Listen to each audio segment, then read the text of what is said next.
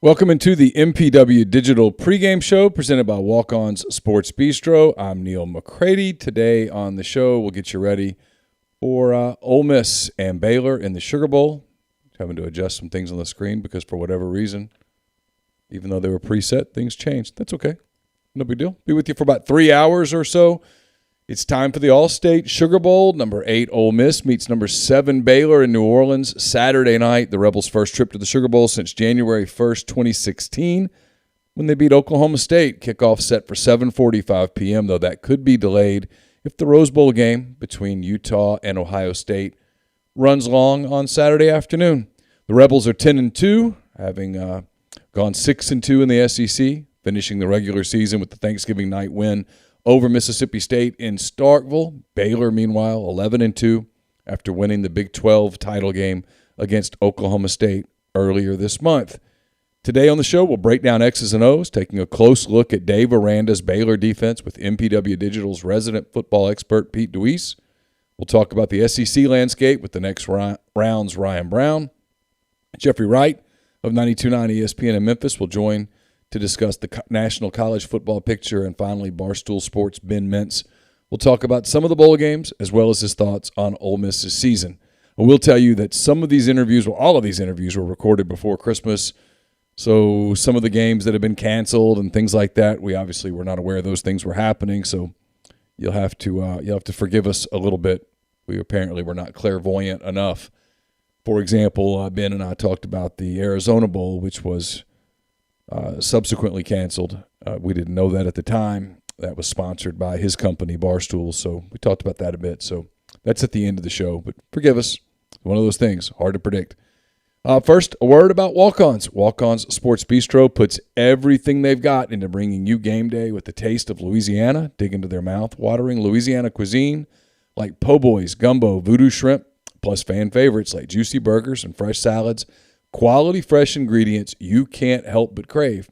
Visit Walk-On Sports Bistreaux in Oxford at 1737B University Avenue or at 720 Highland Colony Parkway in Ridgeland.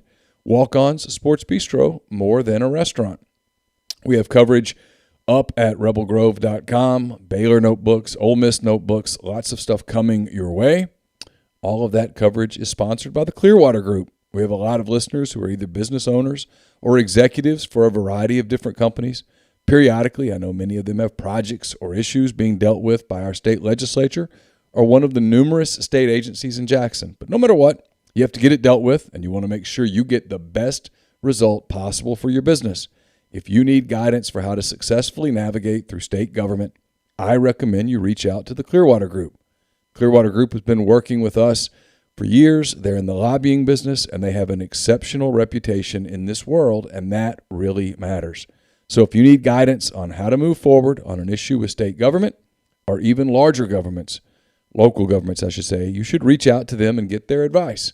Just email them at Austin, AUSTIN, at clearwatergroup.ms or look them up on the web. So now for the, 13th time this season, here's Pete DeWeese with an X and O look at Ole Miss's opponent this week. Obviously, it's the Baylor Bears. We take a really hard look at Baylor's defense, which, of course, is directed by their head coach, Dave Aranda. Here's Pete.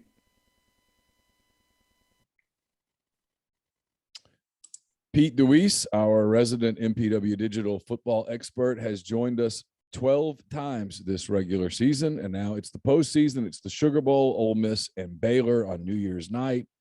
Pete has joined us from his house in Georgia. He's joined us from, I think, his mom's house in Mississippi, and now he's in Ohio. We were just doing the cheer a minute ago, or I was doing the cheer. He looked at me like I'm an idiot, but I kind of like Ohio some. So Pete's joining us from Ohio as we get ready for Ole Miss and Baylor. Pete, how are you? I'm doing well. Well. You went to Ohio State football practice. What was I did. Yeah, I did. I had a chance to go down yesterday and watch, and it's always fun to go watch college teams practice. And as a high school guy, trying to get what can I reasonably take from how they do things. I don't have 57 student managers and trainers running around the way that they do, and that's For those of you that don't know, those guys make such a difference at every college. That's how I got into Ole Miss, and with Ken Crane and John Ross and his crew. And those are some of the hardest working kids in the program. There's no question. But you watch Ohio State yesterday, and they literally, the number of people that they have running around making everything function. And particularly teams like Ole Miss and Ohio State, where tempo is part of what they do. That has to be part of how you practice, right? You can't have a slow, methodical practice and then expect to play fast in a game. So it's always fun to watch those things. And I was sitting here before we started, kind of writing down my notes from yesterday and answering some things on the message board at the same time, getting ready for this. So that was it was fun to go down. I'm glad it was in the indoor facility. It's a little colder up here right now than it is in Georgia. So, but glad to be back for this. Looking forward. It's been a good bowl season. The few games I've been able to watch so far. But I'm excited about some of the ones coming down the stretch. Yeah, I am too. We were putting together Neil's picks over the last couple of days, and some started with the games that start on December the 23rd. Mm-hmm. You guys will see this starting December the 27th, but we're taping this on December the 21st because there's no way I can take all this equipment down to New Orleans and make it work. So we're taping it now, and I appreciate everybody being amenable to doing that. But I was looking at the schedule for like the 27th and the 28th and 29th and the 30th, and there's a game or two each of those days. And I'm like, oh, that'll be interesting. And it kind of lines up.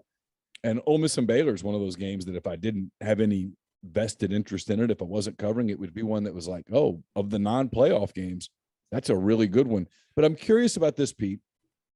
You've been around college programs. You obviously coach at the high school level. You're around people, so you understand the psychology of football. For Baylor, there's an interesting psychology here. They played a Big 12 title game, and it was emotional, and it went down to the final second and the final play, really, and they won, and they celebrated, and they'll get rings and all that stuff. How hard will it be for Dave Aranda to get those guys not excited for the Sugar Bowl, but just back to that pitch? And then for Ole Miss on the other side, they've had another week off in addition to that, which obviously from a physical standpoint is great. Guys feel fresh and refreshed, and their ankles have healed and hamstrings feel better and all of those things. But you haven't played in a while. How hard is it to hit the button and go? Every coach has their own philosophy and their own, finger on the pulse of their locker room at the same time. There are some teams that are not going to be very physical during bowl practice, right? And then there's some teams that are going to get after it. I mean, Ohio State yesterday, it was physical. They're trying to stay off the ground. They don't want to get anybody hurt.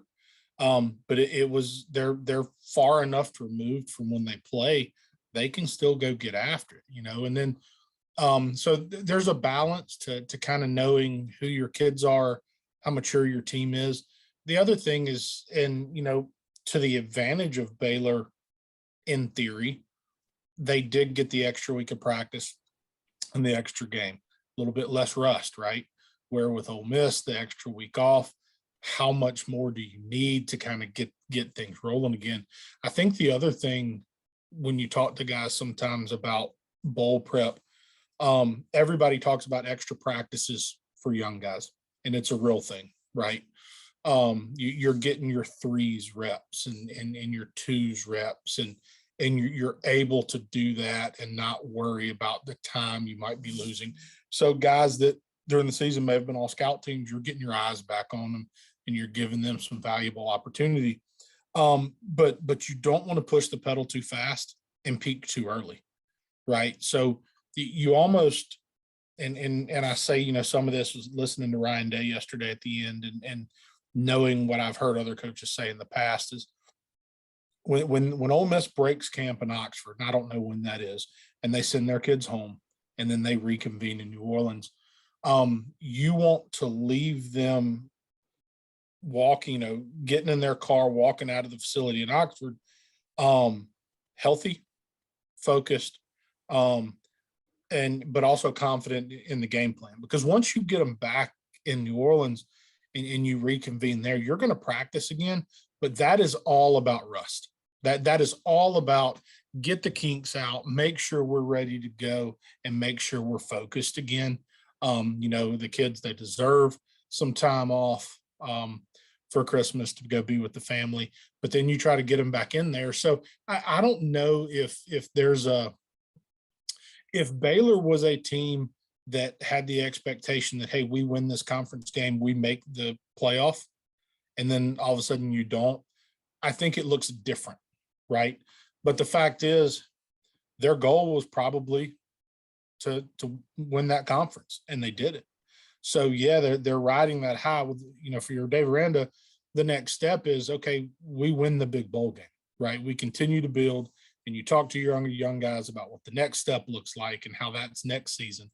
And it starts to build now. Ole Miss, on the other hand, you're talking to them. We've seen it in the things that you guys have written and in press conferences over the last few days, is you're talking about seniors who literally pulled themselves out of the bottom, right? And the program was not in a good place. And now in 2 years, they're back to, I mean, let's be honest, you talk to any Ole Miss fan, and if you say, what would you love to see Ole Miss do on a consistent basis? Sure, people are going to say win a national championship, but right after that, it's win the Egg Bowl, beat LSU, play in the Sugar Bowl. Mm-hmm. I mean, I would say those are probably the top four. And so this is something that is part of the Ole Miss community. The Sugar Bowl, it holds gravity for any SEC team. Sure. If you're Ohio State, everything's about the Rose Bowl. It's up all over the indoor facility yesterday. It's on the screen in there. You walk in the indoor facility at Oxford, and I haven't been in it in several years now, but you walk in, and right there, big walls next to all the other bowl games, is a display that shows you how many times they've played in the Sugar Bowl.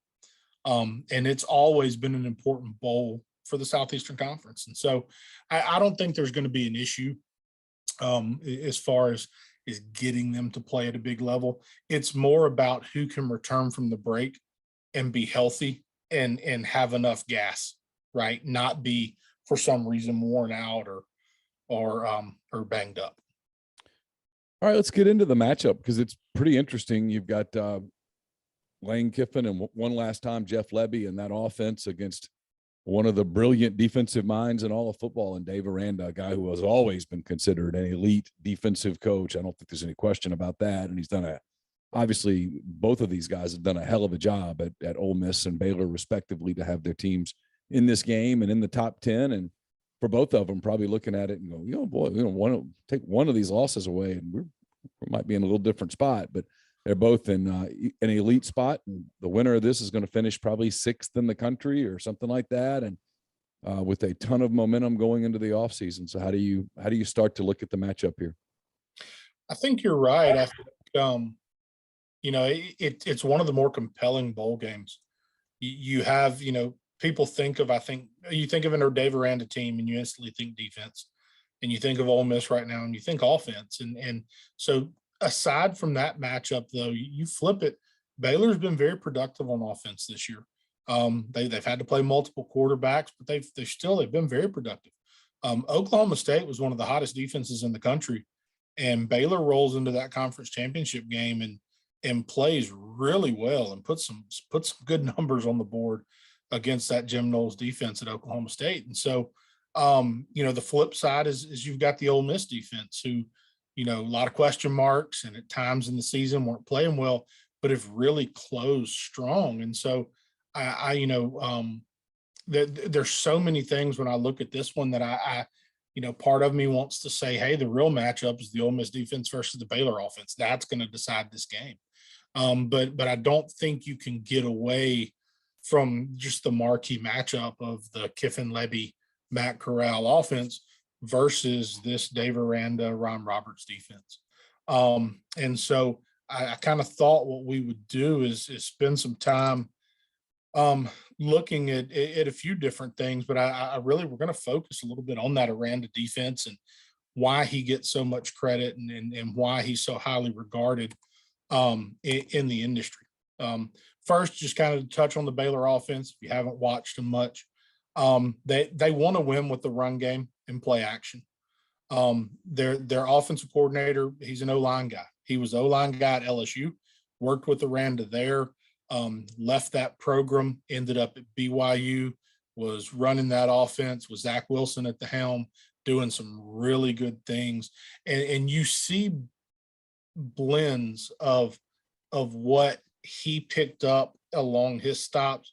You also see maybe some of the stuff that Aranda was there to experience later in his LSU run after his offense coordinator had left for BYU.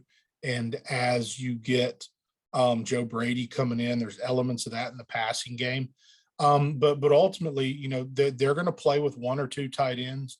They're going to motion you to death. And they're going to be very active in their zone run game, and they're going to be calculated and take shots. A lot of bootleg, a lot of play action stuff down the field as well. You know, for Ole Miss to be successful, and we've talked about this kind of before this season, is they've really done well against a lot of zone run schemes. You know, Texas A&M for the most part, heavy zone run scheme, and outside of a couple of runs in the second half, the Ole Miss defense really did a nice job against that, right? You're going to get the same type of run scheme that you saw there. You saw it against Louisville and against several other teams on the schedule this year. But you're also going to get a jet motion element.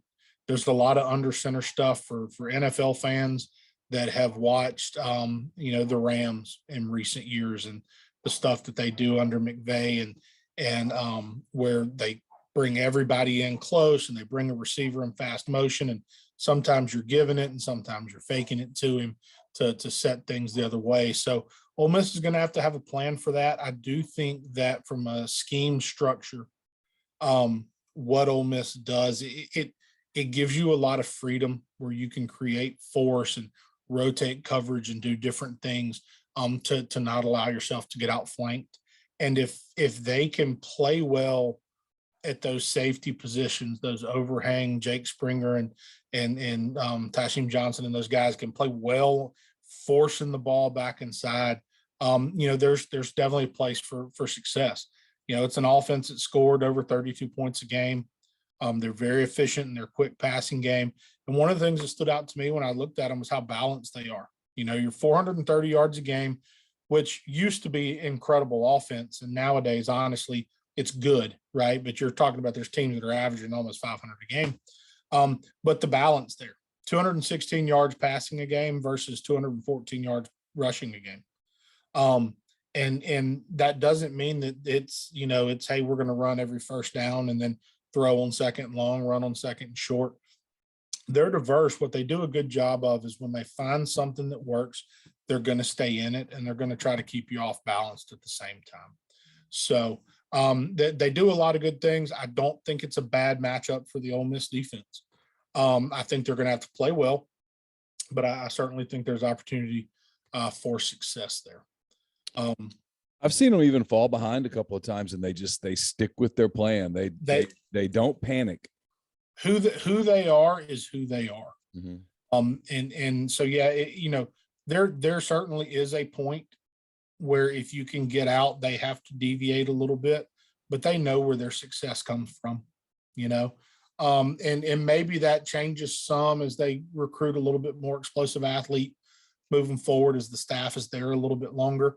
Because they do have playmakers in the offense right now.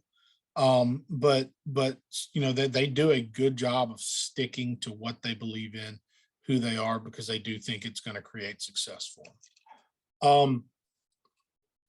Defensively, it's a little bit of the same.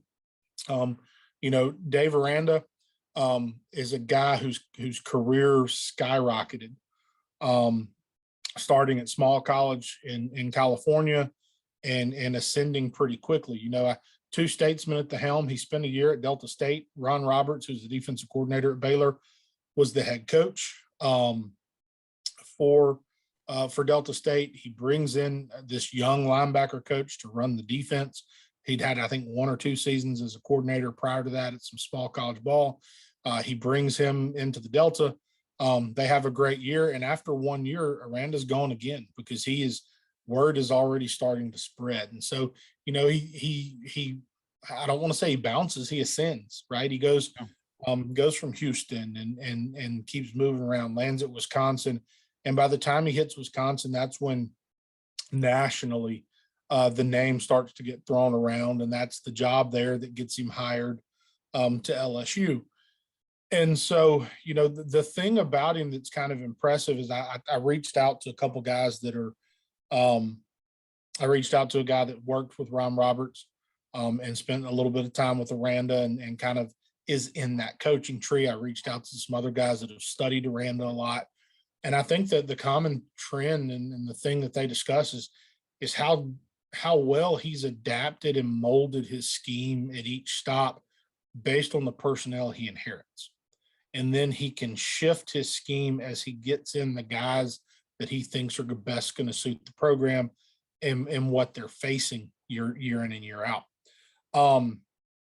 Personnel dictates structure without overhauling the scheme. So what I mean by that is this: that everybody early in the season in particular gets caught up. Ole Miss, they can't run a 3-2.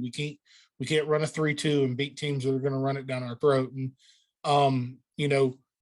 people going into the A&M game, I remember hearing people or seeing people talk about should we play a 4-man front? Well, you can't just go from this 3-2 that Ole Miss is sold out on into a 4-2 or a 4-3 without completely overhauling everything you do. There's so much nuance in the way you fit the ball and the way you run certain coverages and checks that you have to make and adjusting the motion. It's not that easy. Aranda has structured a system that has allowed him to restructure his front without having to completely overhaul the back end. And it's given him some balance and giving him some versatility that a lot of defenses struggle with. Now, Nick Saban can be very versatile, but he's been there for so long. He's run a system for so long. He's recruited to a system for so long. The versatility it already lives in a packaged world that he's built over a 30-year career, right? With Aranda, it's been the ability to, okay, we're gonna be red. Now I'm somewhere different and I need to be blue because that's who I have. Okay, now that we're blue, we can probably add in some orange. And hey, the next year we recruited differently. So we're getting back into our world of red. And so he's done a masterful job of that kind of along the way. I mean, at LSU, he was very aggressive, and he could be. He had unbelievable players in the secondary. He had unbelievable speed across the field. So he was going to be extremely aggressive, and he was going to attack you and build all these cover one man-free pressures and really dial it up and get after you because he could, right? He did a lot of it at Wisconsin because he could, because of the league they were playing in. The only games where he struggled to do it were against Ohio State. But against Iowa and against Northwestern, he could be that aggressive guy because he had that equal talent. When, as he stepped away or left LSU and gets to Baylor, things look different, and he's still playing in a wide open league that has Oklahoma and Oklahoma State and Texas that have athletes all over the field. So he had to adjust again. Okay.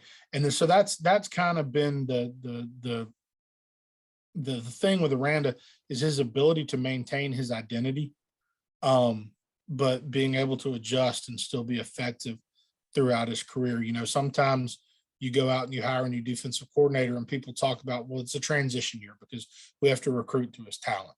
But what Aranda's been able to do is make the scheme fit the talent until the talent fits the scheme. It's what Kiffin is so good on the other side of the football. Agreed. Yeah. That's, and so again, that's part of the intrigue in this matchup, I think. Ultimately, Ole Miss has to be able to handle the front. There's a lot of movement involved in what Aranda's going to do. They're going to show you a lot of different looks. They're going to give you a lot of different movement. So the communication piece up front is absolutely vital for Ole Miss and being able to handle all of that movement. So I'm going to show you a few things, just kind of nerding out on some X and O stuff that you'll see. And these are all kind of popular things. And Ole Miss uses some versions of some of these things, but with a different structure. But Aranda wants to base a lot of times out of what's known as a tight front. Okay. He's going to play with the head up nose, and he's going to have two defensive ends that are responsible for B gap. He's going to keep this jack linebacker off the ball playing more like a true linebacker than a hybrid defensive end.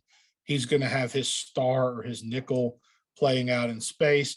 And a lot of times pre-snap, you're going to see two safeties. They will show press a ton pre-snap. But he will give you this umbrella look, so to speak, that shows you, okay, we're not going to allow you to attack the middle of the field because we're going to keep safeties back. We're going to be aggressive and take away these quick throws.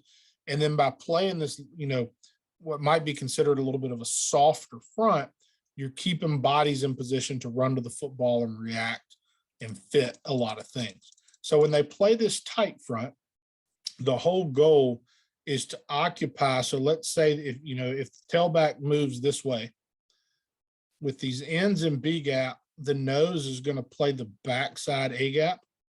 So now that leaves the linebackers free to see where they have to fit. It's easy to read. It's all about controlling that interior front. If you're having a little bit of trouble controlling some of the interior gaps, one of the things that you'll see people do is jump into what's called the mint front. And the biggest difference between mint and tight, kind of just in the easiest way to describe it, is now this linebacker becomes more like a defensive end. Okay. It allows you to play a little bit heavier on the guard with this guy. So he is really a true B gap player, but it changes the run fit. This has become a very popular front, especially when anybody wants to play a tight end or a fullback in the core of the formation. Georgia runs a lot of mint front. You see it all over college football right now. Okay. The way Ole Miss likes to play with their tight end, if you get some type of a 2x2 where say the Y is over here and away from the two receivers, I think it's a common front that you'll see. But when Ole Miss puts the tight end to the two receiver side, Aranda actually doesn't like the mint front. What he does is he makes what he calls an eagle check. So all that's happened now is this nose has gone from head up into a front side shade.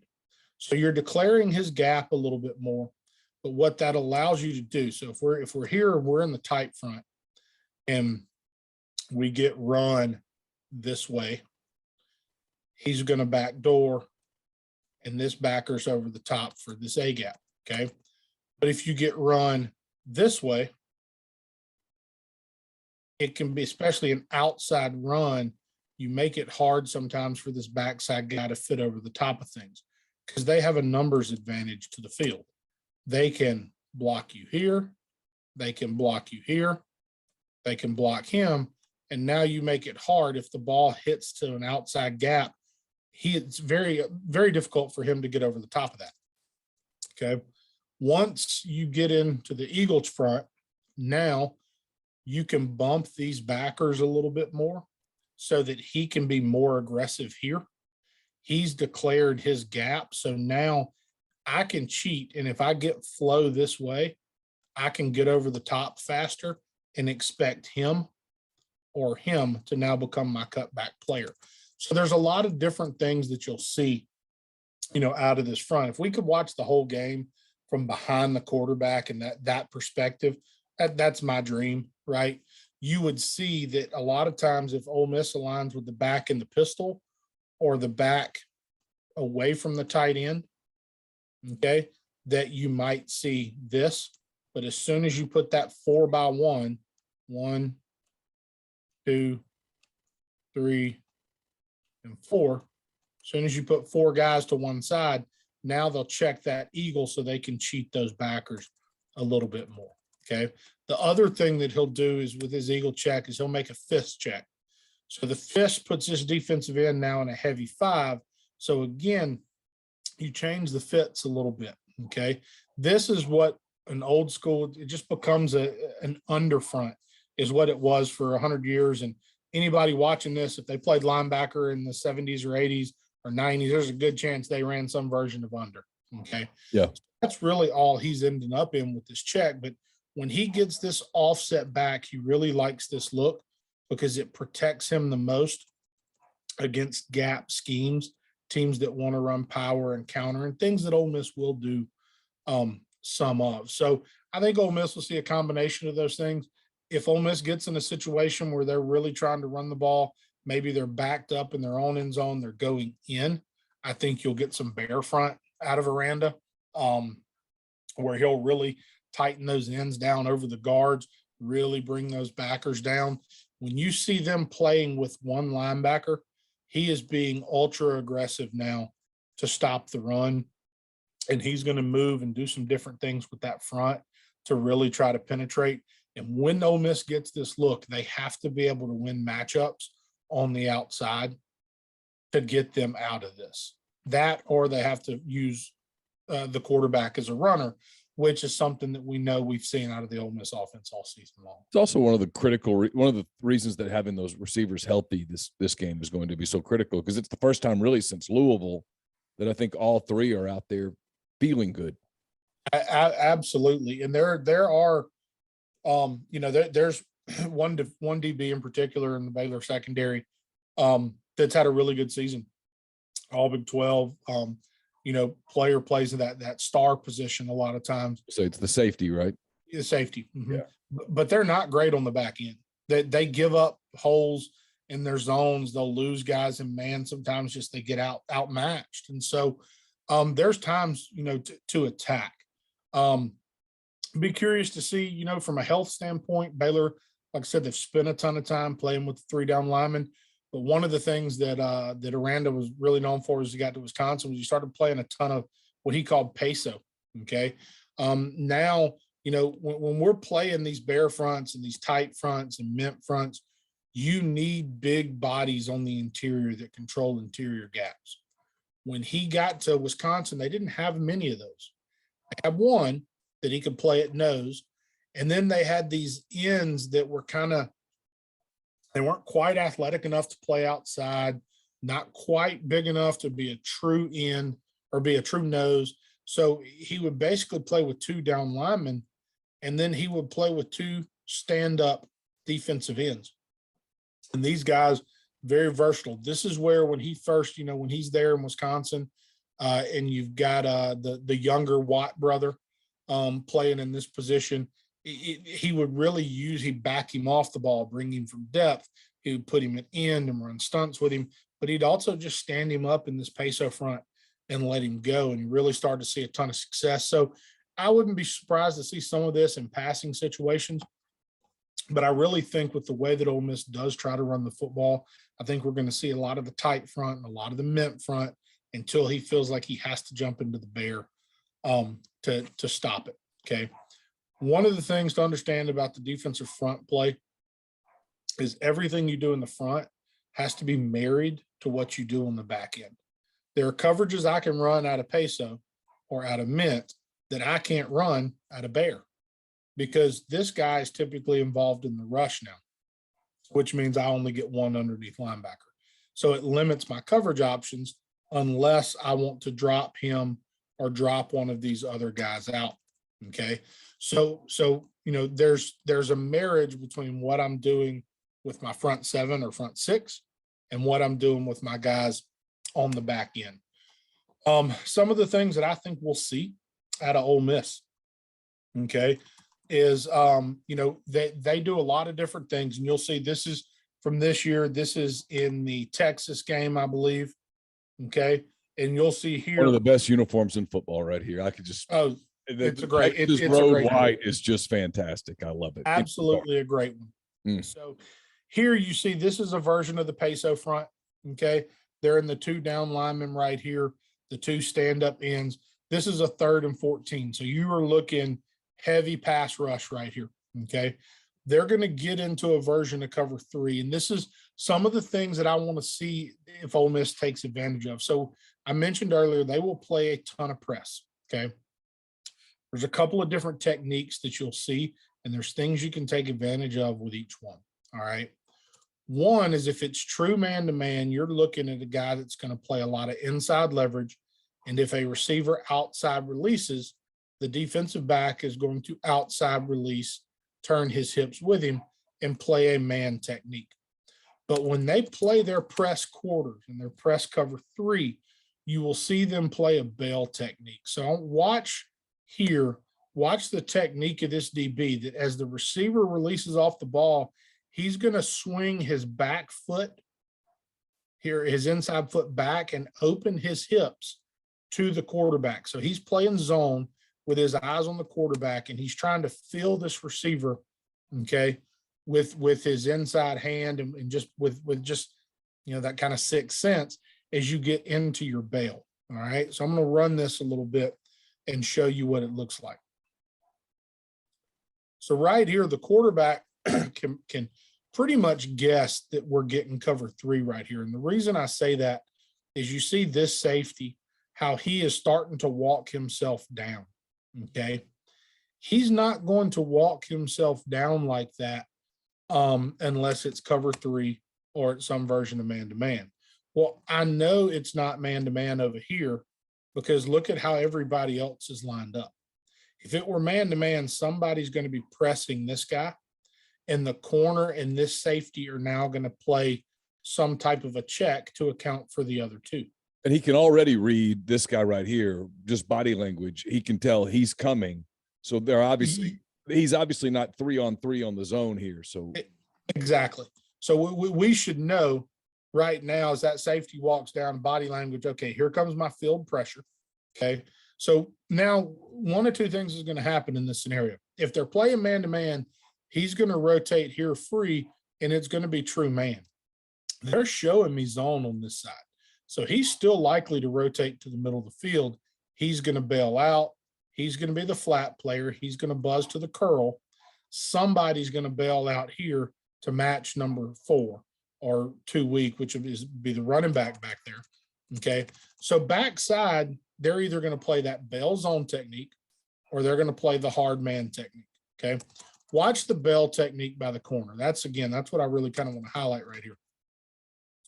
So there's the release, and you see the hip. See how he turns, he puts himself outside the receiver on his outside shoulder, and the receiver helps him with his inside stem, but you see him bailing, okay? So here's the flaw in this technique if you're not really great at it. I can see the quarterback's eyes. Because of the release of the receiver, I can actually still see the receiver, okay? I'm in position to go chase a post, to stay on top of a vertical route, okay?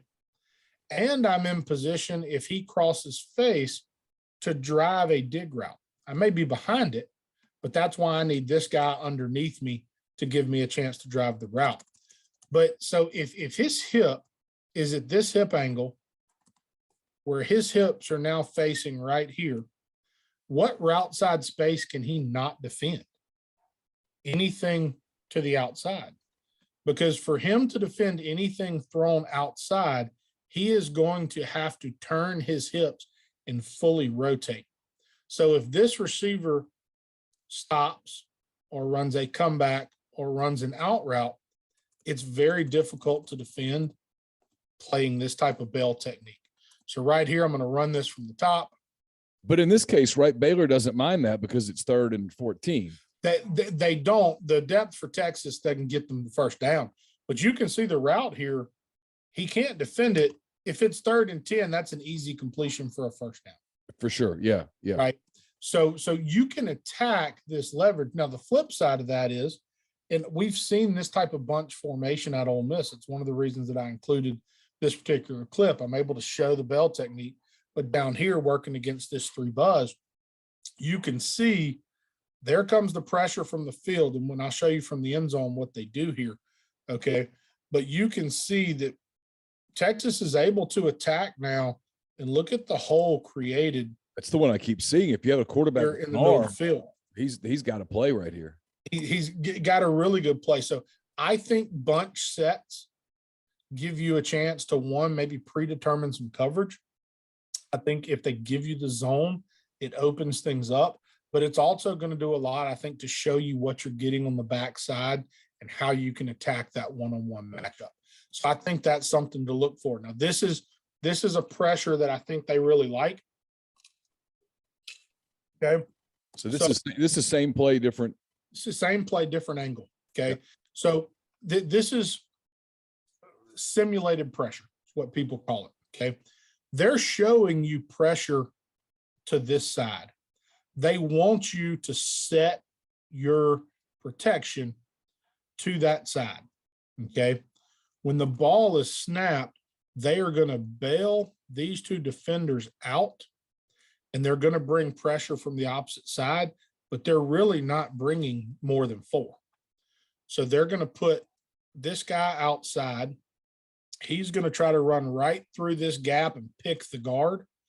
He's going to take 2 steps and come off his butt into A gap. Because again, you're trying with 52 and whatever number this is, showing blitz over here to the offense's right. You want to get the center to step this way. That opens up this inside loop by the end. And now as 2 comes off the edge, you've built a 3-man pressure versus what you hope is a 2-man protection side, right? And you've got your center now to fan away from where he needs to be. So it's only 4 guys in the rush, but because of the simulation and the pressure showing blitz on one side and countering from the other side, you try to manipulate protection that way, okay? So you can see right there, Texas's center, you can see he's looking for 52 here. As soon as he doesn't get it, he gets his eyes back inside right there. But you can see, as one of the things I talked about, the O-line is going to have to do a great job by handling movement. They do a good job right here and give a clean pocket. And there's plenty of opportunity for Texas to convert this, and they just don't do it, okay? Here's another example. It's another bunch set. This one's a little bit tighter. Same bell technique up into the boundary. Now, this is that mint front that we talked about earlier, okay? So you've got, he's in B gap. There's that jack linebacker walked up. Looks like we may have an eagle fist call here. So he's here and he's here now instead of being head up. Again, they're showing us zone coverage down here, okay? The difference in this zone and the one earlier is this is going to turn into man-to-man as routes declare. Okay, it's a rip list match concept. So as one of these guys goes inside and he collisions, if that guy's going vertical, he runs with him. If he's going underneath the backers, he's going to pass him off. As he comes to the flat, I have to take him. If it turns into a wheel route or anything, I take him as well. This corner is going to drop into his third, and as anything attacks him, he's going to now lock onto him man-to-man. If he goes underneath, I'm just going to continue to get depth and look for anything coming into my third, okay? So you can see here how they're passing off the underneath runners, okay? But again, look at the bell technique up top. This is a 3rd and 4 against Oklahoma State. This is not the Big 12 championship game. It's in the regular season. But as soon as that corner shows and opens his hips early, the quarterback knows right now where this ball's going. That's an easy throw and an easy conversion to move the sticks. Now, the thing that you're going to see with the Lane Kiffin offense is if you can get Baylor playing this coverage to these bunch formations, you're going to see this out route or you're going to see hitches, and then you're going to see the double move off of it. That's where Lane does as good of a job as anybody in college football of, okay, here's how we can attack them. And when they have their answer, here's how we attack their answer, right? So I think you're going to see a lot of that. Now, I wanted to show you this one. It's the same clip. Let me show you this one real quick, okay? A couple things I want to show you on this one. So they start in a 2-by-2 formation, and they motion. They want to show the quarterback, again, the coverage. This is that same type of Ripley's principle, basically turns into cover 1 right here. So up top, the corner is pressed. Earlier, we showed you the safety was down, but he was still back here, and this guy was out here. It presented itself as zone, but right here, this fully presents itself as man-to-man. So now against this look, you're expecting him to play here, but you're expecting man, man, and man right here, okay? So as this plays off, the quarterback knows up top, I'm not going to get the bell technique, right? And if I do get the bell technique, all right, like here, he passes him off because he goes underneath, all right? But he's able to identify the man because of the motion and the wide split out here. So they're going to attack this safety and coverage. So if we can get, or if, you know, as an offense, your mindset is if we can get, you know, Braylon Sanders matched up on a safety without anybody over the top of him, we have to be able to take advantage of it. So I think that Ole Miss, if they can get Baylor playing this type of man-to-man where they're going to and you can see here, it looks like miscommunication right here. And we talked about the importance of communication. We've talked about it all season long. Because he grabs at him. Yeah. Yeah, this corner down here is thinking man-to-man. Here comes the motion. I don't know if it fully gets communicated, but this safety is expecting to collision and be the flat player and for this guy to bail out. Yeah. He just miscommunicated. The corner's thinking, my dude's so wide, we can't zone this off. Let's lock it and play man-to-man. And the safety's thinking, no, boss, I need help over the top. So you can see right here, look at the safety's eyes. He's looking for the flat route because he knows his job, if they're playing their zone technique, is to funnel that receiver out and then push for width to get out to the flat. Well, at some point in this, about right here, he realizes, oh, crap. He has an oh, crap moment. Yeah. The corner. Yeah. Nothing about his technique says I'm taking him man-to-man, but everything about the corner at the bottom, because, look, he's not playing the bell technique. Watch his feet. See how he turns his hip to the inside instead of outside now? Yeah, he's pure man. Impression. Yeah, for sure. So, this is it's a concept everybody in college football runs, the slot fade now, and it's a real easy read, and Corral's got the arm to throw it. If this corner turns and bails, we're going to throw this outside stop route before he can get there. And if he does not bail, you're looking at a matchup advantage that gives you a chance to score big points. And again, using the motion to get there and to try and create the miscommunication, it seems so simple. But again, you're asking 20-year-old kids to talk in a loud stadium, right? Now, what is the free safety doing on this play? Not to get you off what you're doing, but I'm curious. Is he thinking zone here? So he's thinking middle of the field. So he's working his middle of the field technique. So he gets to the middle. Some people call it fish. Some people call it steal. There's a lot of different terms, but he's getting himself to the middle of the field, reading the quarterback's eyes. He's looking, if this guy were to stay up this hash, he's got to keep depth and stay here. So he's trying to read quarterback's eyes right there, but there is no way, unless he can suddenly become Ed Reed, he's going to get over the top of that. So it's cover 3 is one of the oldest coverages in football, and it was actually designed as a coverage to stop option offenses. It was designed to stop the run.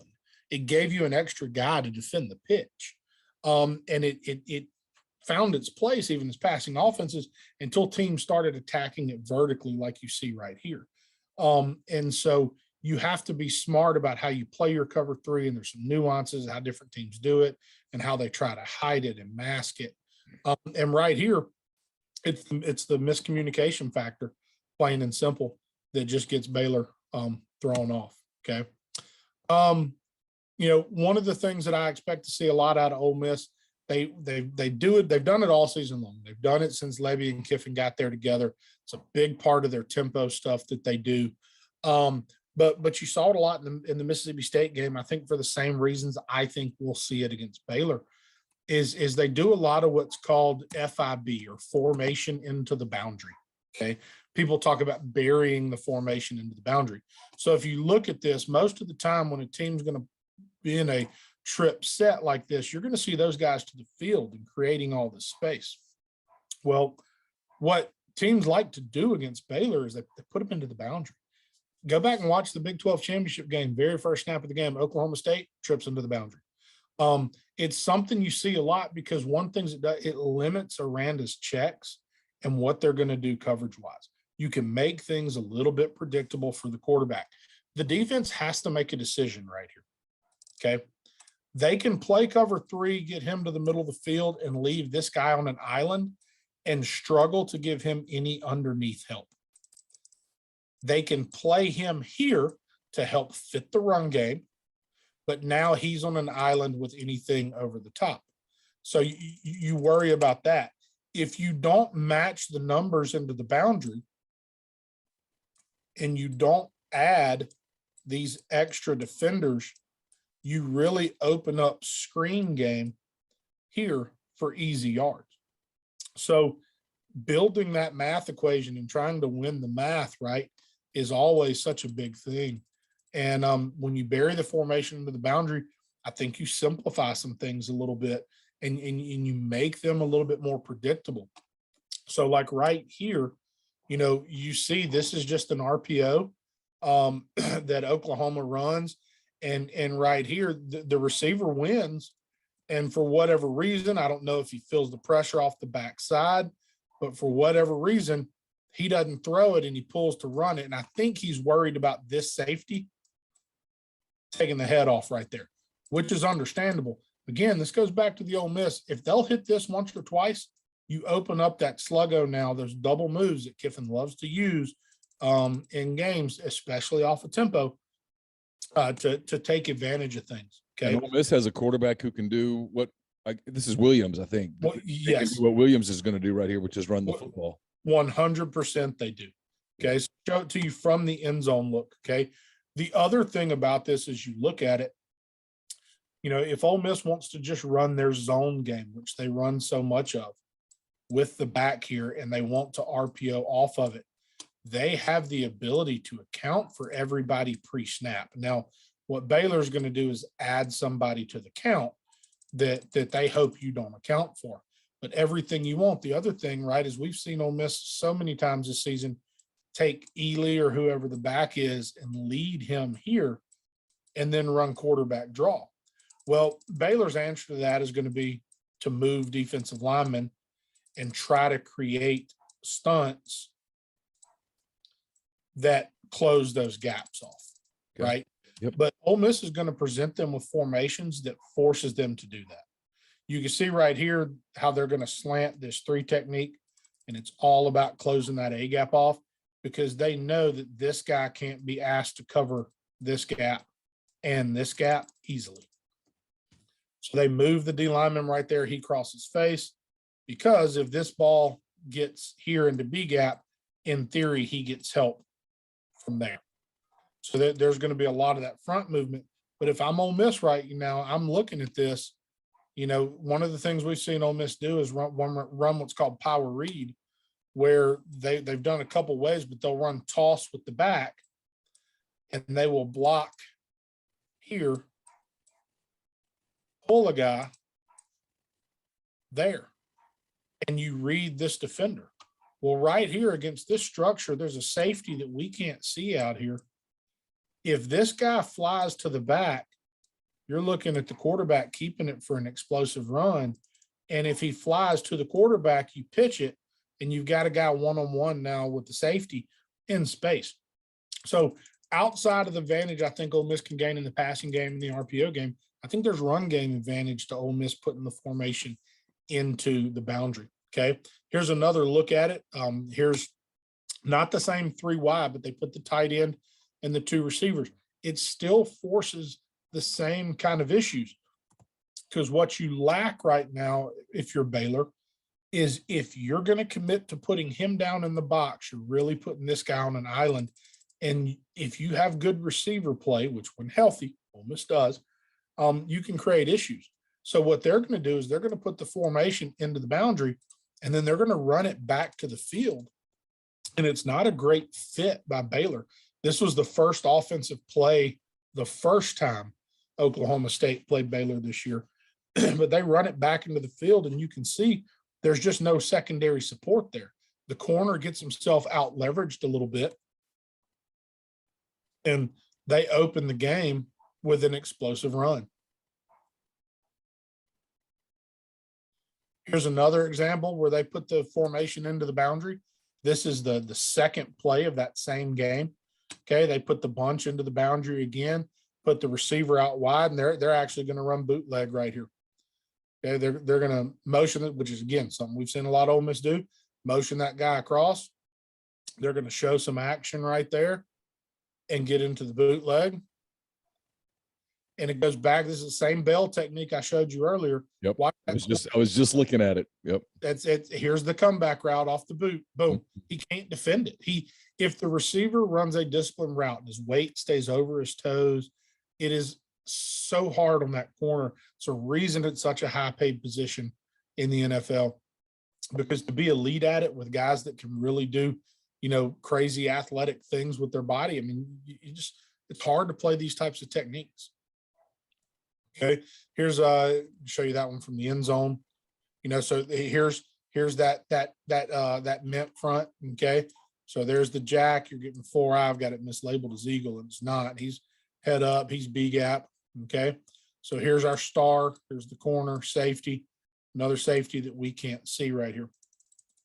So as the motion starts, he starts across. You see him just bumping everything now.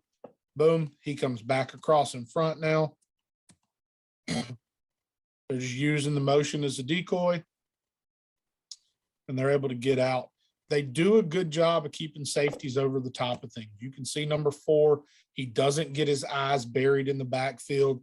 He sees this over route coming from 28, so he stays on top of it, but they're able to take advantage of that one-on-one. Okay. Here's another example. This is, again, formation into boundary. This is the 2nd and 7. You see they've jumped into the bear front. There's that one linebacker look we talked about, right? Yep. We talked about how it limits what you can do a little bit in coverage-wise. Well, with Oklahoma State going FIB right here, and putting the formation into the boundary, you've got a guy at 9 yards, right? And then you've got 2 defenders over 3.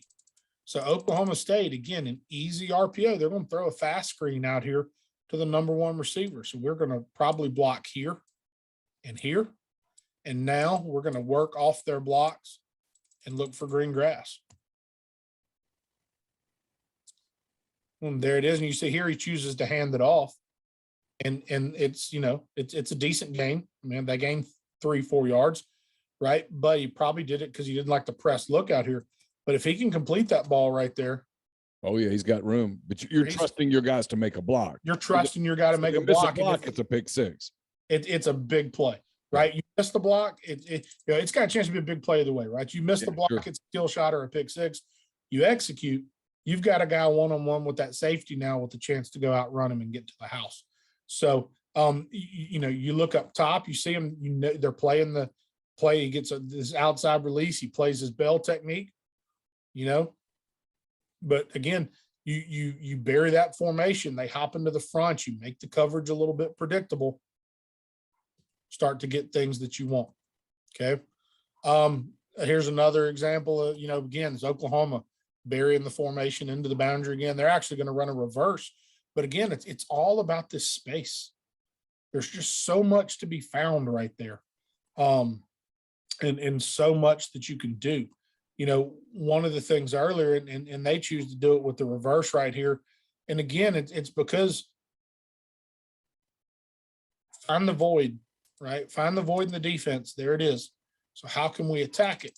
I talked a minute ago about the power read example that we've seen where they make it look like toss. Well, the other one we've seen is them do it off of jet motion where they'll bring this receiver. So if you take the same blocking scheme, you pull him, but now instead of tossing it to this tailback, you let him get out here and go block the safety. And now bring this receiver in motion and give Corral the same read. If he takes the jet, the quarterback keeps it. If he takes the quarterback, you hand it off. You've created an easy number advantage, and you've done it by burying the formation into the boundary. You force them into a defensive structure where there's going to be a little bit of space, and now you attack that space. Is it what Ole Miss wants to do? Is it what they're going to do? I have no idea. But based on what I've seen from Ole Miss this season, these are the kind of things that I would not be shocked at all to see them attack. Another example. Now the difference is this guy's cut his split down a little bit. So now we see clear outside leverage by the corner. We know he's going to bail out now. We get the safety over the top. All right. And here, this is Y cross. This is a staple in what Ole Miss does. It's a little bit different presentation than what Ole Miss sometimes uses, but this is a big concept that Ole Miss uses all the time. It's a 3rd and 5 right here. So his first thought is this vertical route here, followed by this crossing route here. And then the third read in this progression is either a post or a curl. I don't know if Ole Miss tags that route, if it's based off of read the safety and here's how I respond. Different teams do it different way. Oklahoma adds this little wheel route to it to make sure to clear that corner out of there.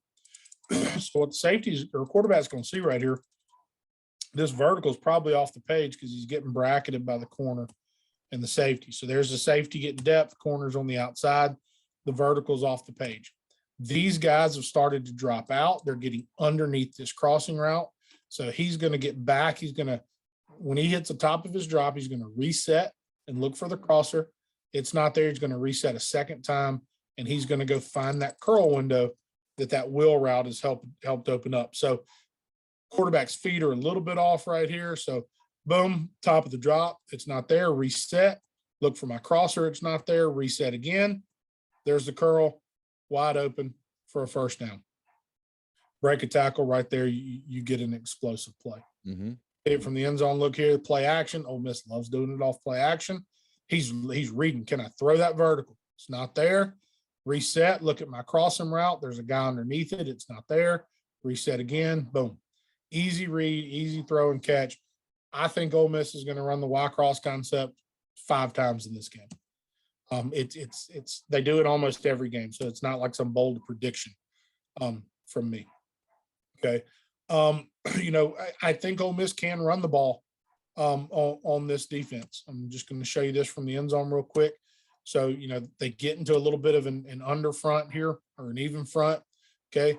If they can get into these types of fronts, I think Ole Miss will take advantage of it, because it really allows them to build a lot of combos.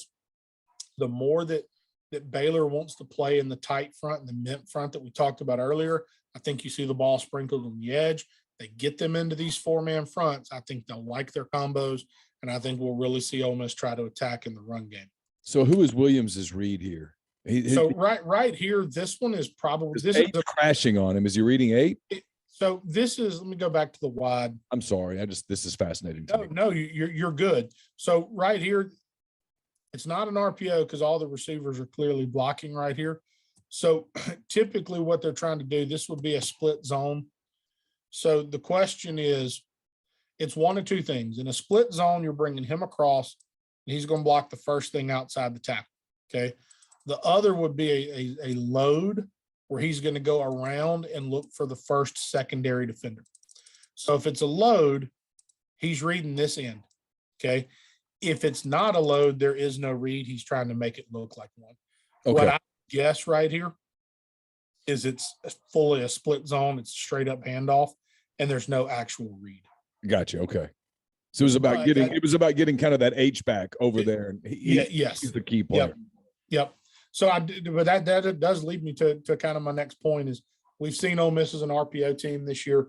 Corral has the ability to get himself on platform, get the ball out of his hand in a hurry. And there's opportunity there against this defense for sure. This is against Texas right here. So right here, they're going to run up power. Okay. I'm going to pull this guard right here, and they've got a nice little run scheme. Quarterback is now going to read right here. And they're going to run what's called a glance or a bang 8 right there. If that safety attacks, you're going to trust your receiver to win and throw it right there. If he stays back, you're going to hand it off. The receiver does a nice job at the line of scrimmage. Okay, you get that. See, watch the corner. See how he feathers outside? The receiver does just enough to sell the fade that he loses leverage, gets the inside leverage right there. Boom. And there's the glance. Got to be careful with that backside safety. Receiver probably bends it a little bit too much. Ball's maybe a hair late. There's the window right there to get the touchdown. You can see it from the end zone. Eyes are on number 4 if I'm the quarterback. So that's where I'm looking 1,000% on this. My eyes are on him. He's going to tell me what to do with this ball right here. I'm in the mesh. Here he comes. There's your read right there, because he came Pop it. Boom. Yep. Touchdown, Texas. Okay. Same game. Okay. Same type of deal. And this is in the open field, obviously, not in the red zone right here. So they're going to use jet motion right here. And this 1st and 10, and Aranda's being aggressive right here. He's coming off both sides. Okay. They're trying to play a fire zone technique. So it's a 3 deep, 3 under. You're trying to dial it up and get there before the quarterback can get it off, or to shut down the run. And big time shout out to the running back right here who saves the quarterback's life. But again, my eyes are on 4, okay. Right. So 4 this time, he doesn't come down, but what does he do? He goes to the middle. So he just opened that same window for me And because of the blitz, there's nobody underneath. Boom. There's the easy throw and catch right there for another play. Now, if we go back, Corral's favorite throws, without a doubt. And, he does a great job on that ball. So, again, it's the type of stuff that we've already seen out of Ole Miss. It's not going to be anything new. But I definitely think we could see again. Here's another one down by the goal line again. Okay. So here, and again, in Ole Miss's wheelhouse, they're going to motion the tailback out. They're going to block. They've got 3 over 3 out here with the 4th guy deep, right? We've seen Ole Miss do this year with the chance to throw here, or quarterback draw. So you open all that stuff up. So when I run this motion, I'm looking for, does anybody react to it? And if he does, the quarterback's probably keeping the ball. Okay. Here, you see, they react. He just takes it and throws it anyway. But if I had to guess, if I'm breaking down this film as an analyst at Ole Miss, I'm penciling this in, because as soon as that Mike linebacker just left right there, middle of the field's open for him to run. Number 2, right? So now if I'm Baylor and I'm game planning, I don't want to get caught in this situation by any means. Now, again, their answers move the front, right? So you watch the defensive tackle, you watch the 4 technique right here, cut inside. Well, if Ole Miss can handle that movement like we talked about. Oh, yeah, easy. Right. So, that's where the gamesmanship is going to be played in my mind in this game is how does Baylor want to handle, same RPO right here. You can see he pulls it, and then you see the guy get out underneath it, and he kind of has to crap, and he feels pressure off his backside, but he still finds that completion right there. As good as Aranda is, and as well as they've played at times this year, I watch a lot of this, and I think there's reason to be excited if you're an Ole Miss fan. But like I said, that's where that gamemanship is going to exist in this game, is how are they going to handle motions from Ole Miss? How are they going to handle quarterback run game?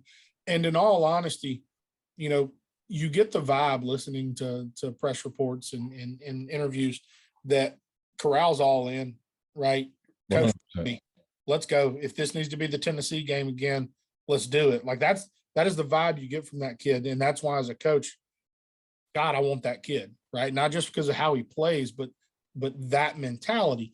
And so if that's the case, and this is truly a wide open game plan for Ole Miss and not a let's protect Matt, have that private conversation, I think there's a lot of reason for excitement. It's going to come down to can the Ole Miss front handle that Baylor front? And they're not Auburn's front. They're not A&M's front.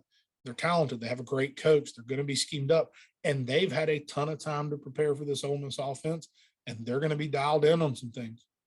But Ole Miss has played better fronts. They've played better defenses. So I think there's some reason to be excited in Knoxville. Corral's that kid. We'll be talking about Matt Corral for a long time. He's that guy. I was talking to someone inside the program the other day who said for everything he's given them on the field, and he's given them a ton on the field, he said, I know it sounds cliche, but it's true. He's given us more off the field, in the locker room, in the building, in meeting rooms, in off-season work. And I just think so here's this kid, young man at this point, who, no, does he want to get hurt? Of course not. Does he want to run the football 35 times in the Sugar Bowl? Probably not, but I don't think that's part of the plan. But here's a guy that knows that, and I'm not criticizing Pickett and his decision at Pitt, because only Pickett knows his body and everything that's going on and all that stuff. But here's a guy that knows he's got a chance to be the first quarterback taken. There's a lot of money at that spot. There's a lot of prestige at that spot. And he knows this is his opportunity, and everybody's watching it. All the pro guys are watching it. They want to see, what do you do against the Big 12 champ on a big stage like this in an NFL stadium? What do you do? And the coordinator that runs NFL schemes, that's the other thing is he's facing a defensive coordinator that all the simulated pressures and the different coverage looks and the bell technique and the cover one stuff, it's all NFL stuff.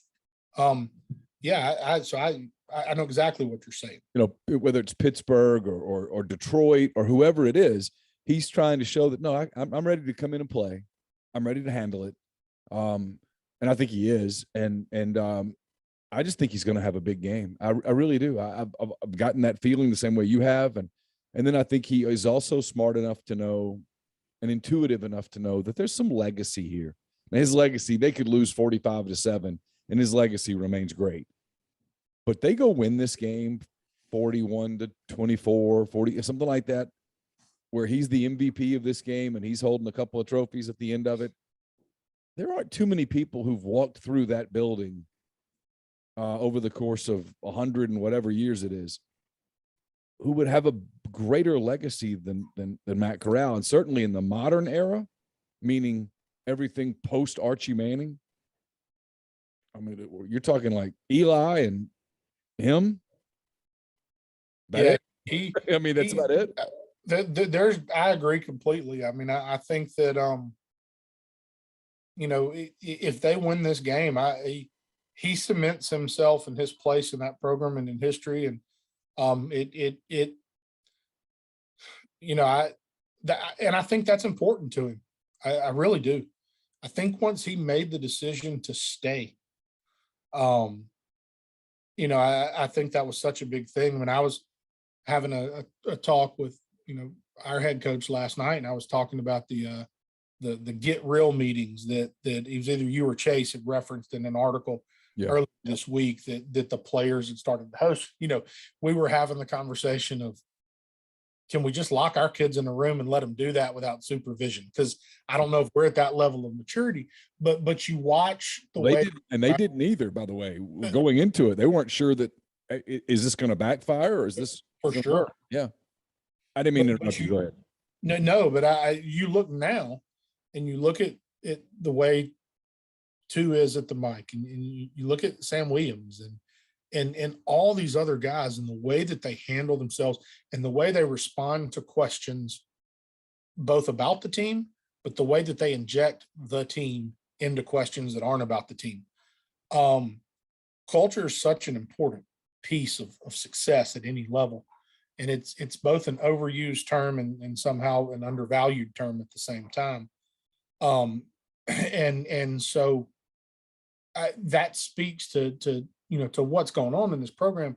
And so much of that, I think, has to do with him. I really do.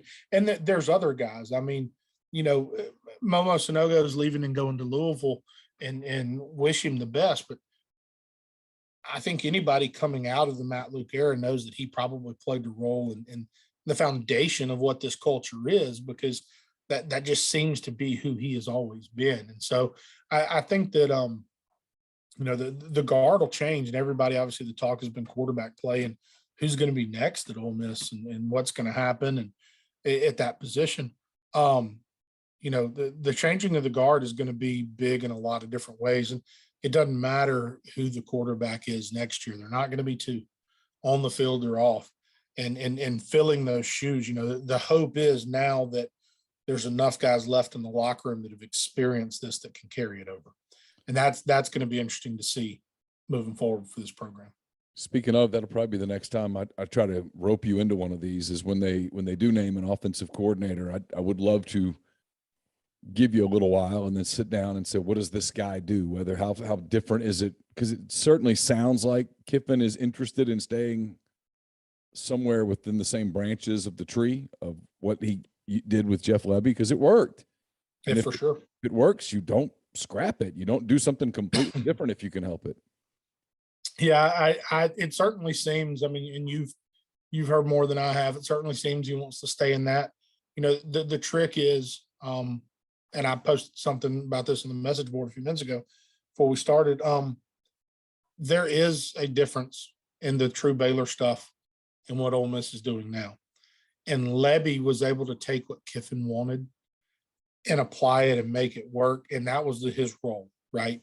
And he did more than that, but his ability to do that, to take the Kiffin, make it work in the system and the structure of how we practice and how we scheme and how we call plays and the tempo and all that, I think was really important. And so finding someone that can for lack of a better word, that's not going to be stubborn about what they know, but is willing to adapt. And of all the things that I think Ole Miss fans probably should give Lebby some credit for is his willingness to adapt without changing the identity. And I think Kiffin at the same time for knowing what that identity needs to look like and knowing not to step on it too much and snuff it out when you hire a Jeff Lebby to run that by saying, hey, here's what we're going to do. Here's what we're not going to do, but not knowing what, not going overboard with that, I think was probably vital. So, and that's going to be vital going forward.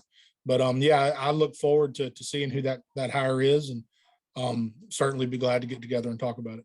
Yeah, in some ways, I'm really eager to see what Oklahoma does next season with Jeff running an offense without Lane's input into it. Does it go back and does it go strictly back to the old Baylor principles, or how much did he take from working with Lane Kiffin for 2 years? I'm very curious for the same thing. Yeah, very curious. Well, hey, I know it's post-Christmas by the time people hear this, but I hope you have a very Merry Christmas, a Happy New Year. Appreciate you doing this over the course of the season. It has been awesome. It has easily been the single most popular thing that we do throughout football season. And I know people kind of hate to see football season end because of this, but hopefully we can do this again, not only with the coordinators, but again, as we get into 2022. And again, best of luck to you and your team and your program and everything that you guys are trying to do over there in Georgia as well. Thank you. I appreciate it. So I've enjoyed doing this. It's fun getting some of the feedback that I've gotten, and I don't know. I love this game, and it's fun to talk about it, and you get to share with other people a little bit about it, and hopefully their wives don't hate them, and they've been able to learn a little bit. Yeah, I've learned a lot, so I'm sure other people have as well. So again, Pete, thanks so much. Enjoy your new year, and we'll talk to you again soon. Same to you. Ryan Brown of the next round. I always say next round live because that's one of those shows too. Yeah, it's both things. Ryan Brown, kind enough to join us here on the MPW Digital postgame show. It's the Sugar Bowl, as you all know by now. Ole Miss and Baylor, New Year's night. We're recording this in case something crazy happens. A good 2 weeks before the game. It's December the 17th as we tape this. So Ryan, Merry Christmas and Happy New Year to you and yours. I hope that you all have a wonderful one. Yeah, same to you. I had the opportunity to kind of talk to your son yesterday for the first time ever. I was on the phone with you on Bluetooth when he got in the car. So I've spoken to some of your family already, Neil, but happy Merry Christmas and Happy New Year to your family too. Carson gets in the car and he sees me on the phone and he just gets into his phone. And so he doesn't even hear anything. It's just, I think when you're 15, you're just completely wrapped up in your own world. Your world is so small. And I just think that's what happens because sometimes people are like, man, he doesn't talk much. I'm like, hey, he does. It's just, anyway. That generation, though, I've seen it with my oldest daughter who's 17 now. That generation, I mean, I guess this is kind of scary. They can get in that phone and tune you out really, really quickly. Immediately. Just like in an instant. It's wild. Yeah, it's so wild. When you have a moment, you have to take advantage of that moment if you're trying to get something across or whatever. All right, so Ole Miss and Baylor will start there. That's the game that most of the people that are watching this and listening to this are most attuned to. What do you expect from Ole Miss? You're the one that said 10-2 at the beginning of the season. You nailed it. Yeah, I know, a big pick. It was a really bold pick, and you crushed it. So does Ole Miss finish this thing 11-2? Can they get there? Bowl games are so difficult because it's hard to judge motivation in a bowl game. Normally a team that thought they were in playoff contention that didn't make it, I like it when they're playing a Baylor type team. See, Ole Miss wasn't in that situation. I mean, this is just an opportunity to put an exclamation mark on a great season, one of the most successful seasons in school history. So there's obviously plenty of motivation for Ole Miss there, a participation from the players with them saying, this is our last game. We're going to run through the tape and all of that. And then if you're Baylor, you wonder if Baylor winning the Big 12 championship felt like the exclamation point, right? If that felt like this is the pinnacle of our season, everything else is gravy. You can get in a lot of trouble trying to judge and determine motivation in these types of games. But if you just look at it from that perspective, you would say Ole Miss would have more to play for here than Baylor would. I loved when the matchup hit, when people started saying it looked like this was going to be the game, because it's just the contrasting styles. You got Lane Kiffin, who wants to move the football, wants to score some points, a offensive genius, and you've got Dave Aranda, who is for most of his career been a defensive genius. The big difference in Baylor this year over last year, for those that haven't watched, they were just really, really pedestrian on offense last year. And Jeff Grimes came in, and he was a Royals Award finalist. He had been the offensive coordinator for Kalani Sitake at BYU, and he came in and took that offense over, and they've been a different offense this year. And to Aranda's credit, they didn't slip any on defense either. This is the contrasting style matchup you like to get in bowl games. Yeah, it is. I think it's got a chance to be a really fun game, and you're onto something, and you're the only other person that I've heard say this. I've told some people as it pertains to Baylor, I do wonder about not motivation, but about letdown. As weird as that sounds, not a we don't care about the game, we're not thinking not like that, but it's just winning the Big 12 was such a big deal for them, as it should be. Winning that game in such an emotional way at the end, I mean, a half yard, a quarter yard, whatever it was with the big play, celebrating like that felt like finality. And then you shut down for a couple of weeks, and now you go to hit it again, and I don't know, it might not fire. And Ole Miss, on the other hand, they knew when they lost to Auburn, okay, we're not winning a conference championship. We're playing for something different now. And they finished it. They won out down the stretch the way that they talked about in November, beating A&M and beating obviously Vanderbilt, but beating Mississippi State. And so, they've had some time to kind of recharge their batteries. They're fresh. They're kind of eager to play another game. Matt Corral was asked, earlier in December, hey, did you ever think about opting out? It was like, no, never, not one time. And you're like, wow, because you see Kenny Pickett opt out at Pitt, and you see all those kind Kenneth Walker. Kenneth Walker opts out, and he's like, no, this is different. This is a special team. And when enough guys say that, you no longer think of it as cliche. You're like, okay, they're serious. So I expect Ole Miss will play an emotional game. I expect that they will play a very spirited game, I think is the better word. I think they'll be very difficult to beat on New Year's night. It doesn't mean that Dave Aranda can't come up with a plan that stifles that offense, but Matt Corral's going to be healthy going into that game. All these receivers that have been banged up for weeks and weeks and weeks are all kind of healthy. Braylon Sanders talked about how he hadn't felt this fresh since the Arkansas game, which was back in September. So, I think if you told me that this game got one-sided, I would tell you that it was Ole Miss that did it, and I wouldn't even hesitate, really. Yeah, I mean, I think the human nature, you're just talking human nature for Baylor is to beat Oklahoma State and say, look what we've done. Sure. And then every, your coach, gets a nice extension, and Dave Aranda chooses to stay when his name was, mentioned in association with LSU.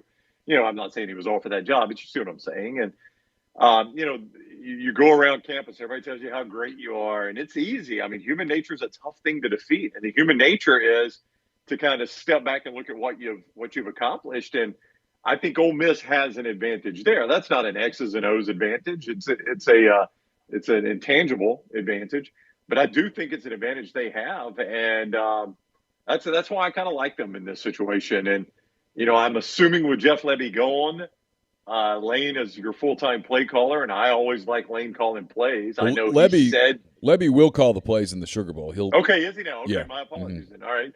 I assumed he was gone and not going to do it.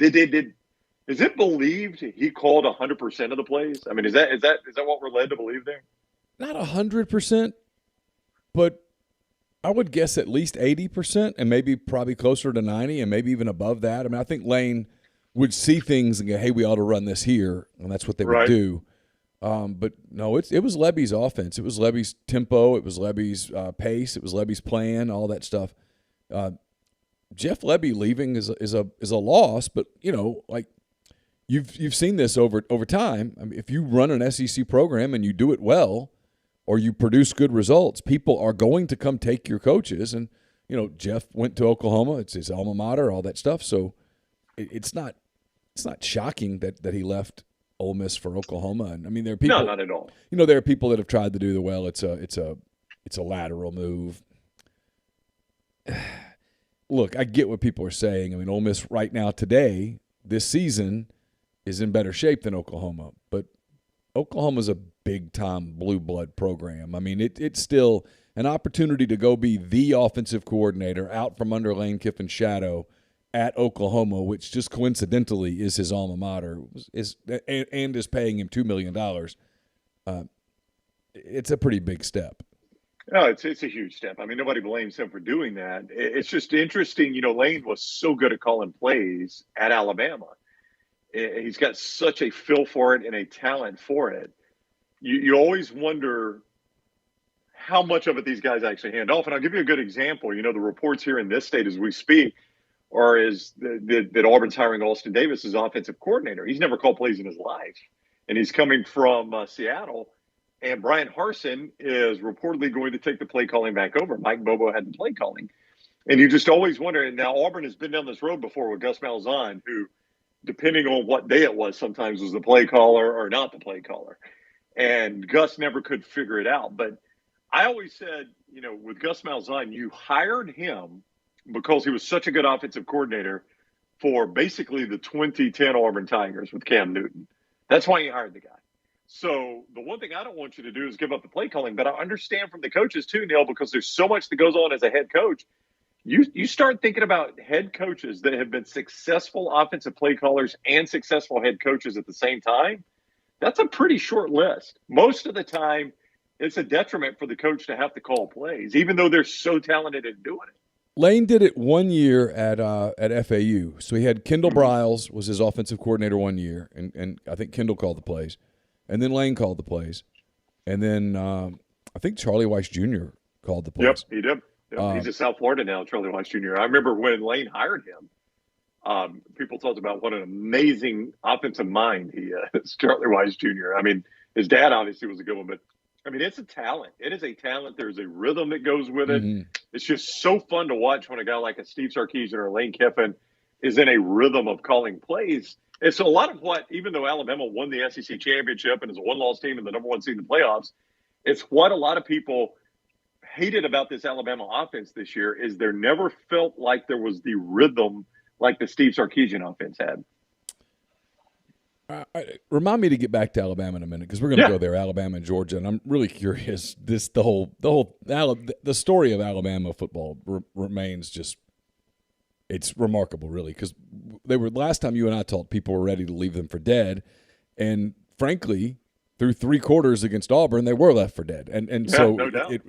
When people go, oh, the media got it all wrong, I'm like, well, not really. I mean, kinda, but not really. I mean, there's a nuance there. Anyway, when you look at Ole Miss today, regardless of what happens in the Sugar Bowl, when you look at Ole Miss today, the program, not this team, but the program, Lane Kiffin stayed.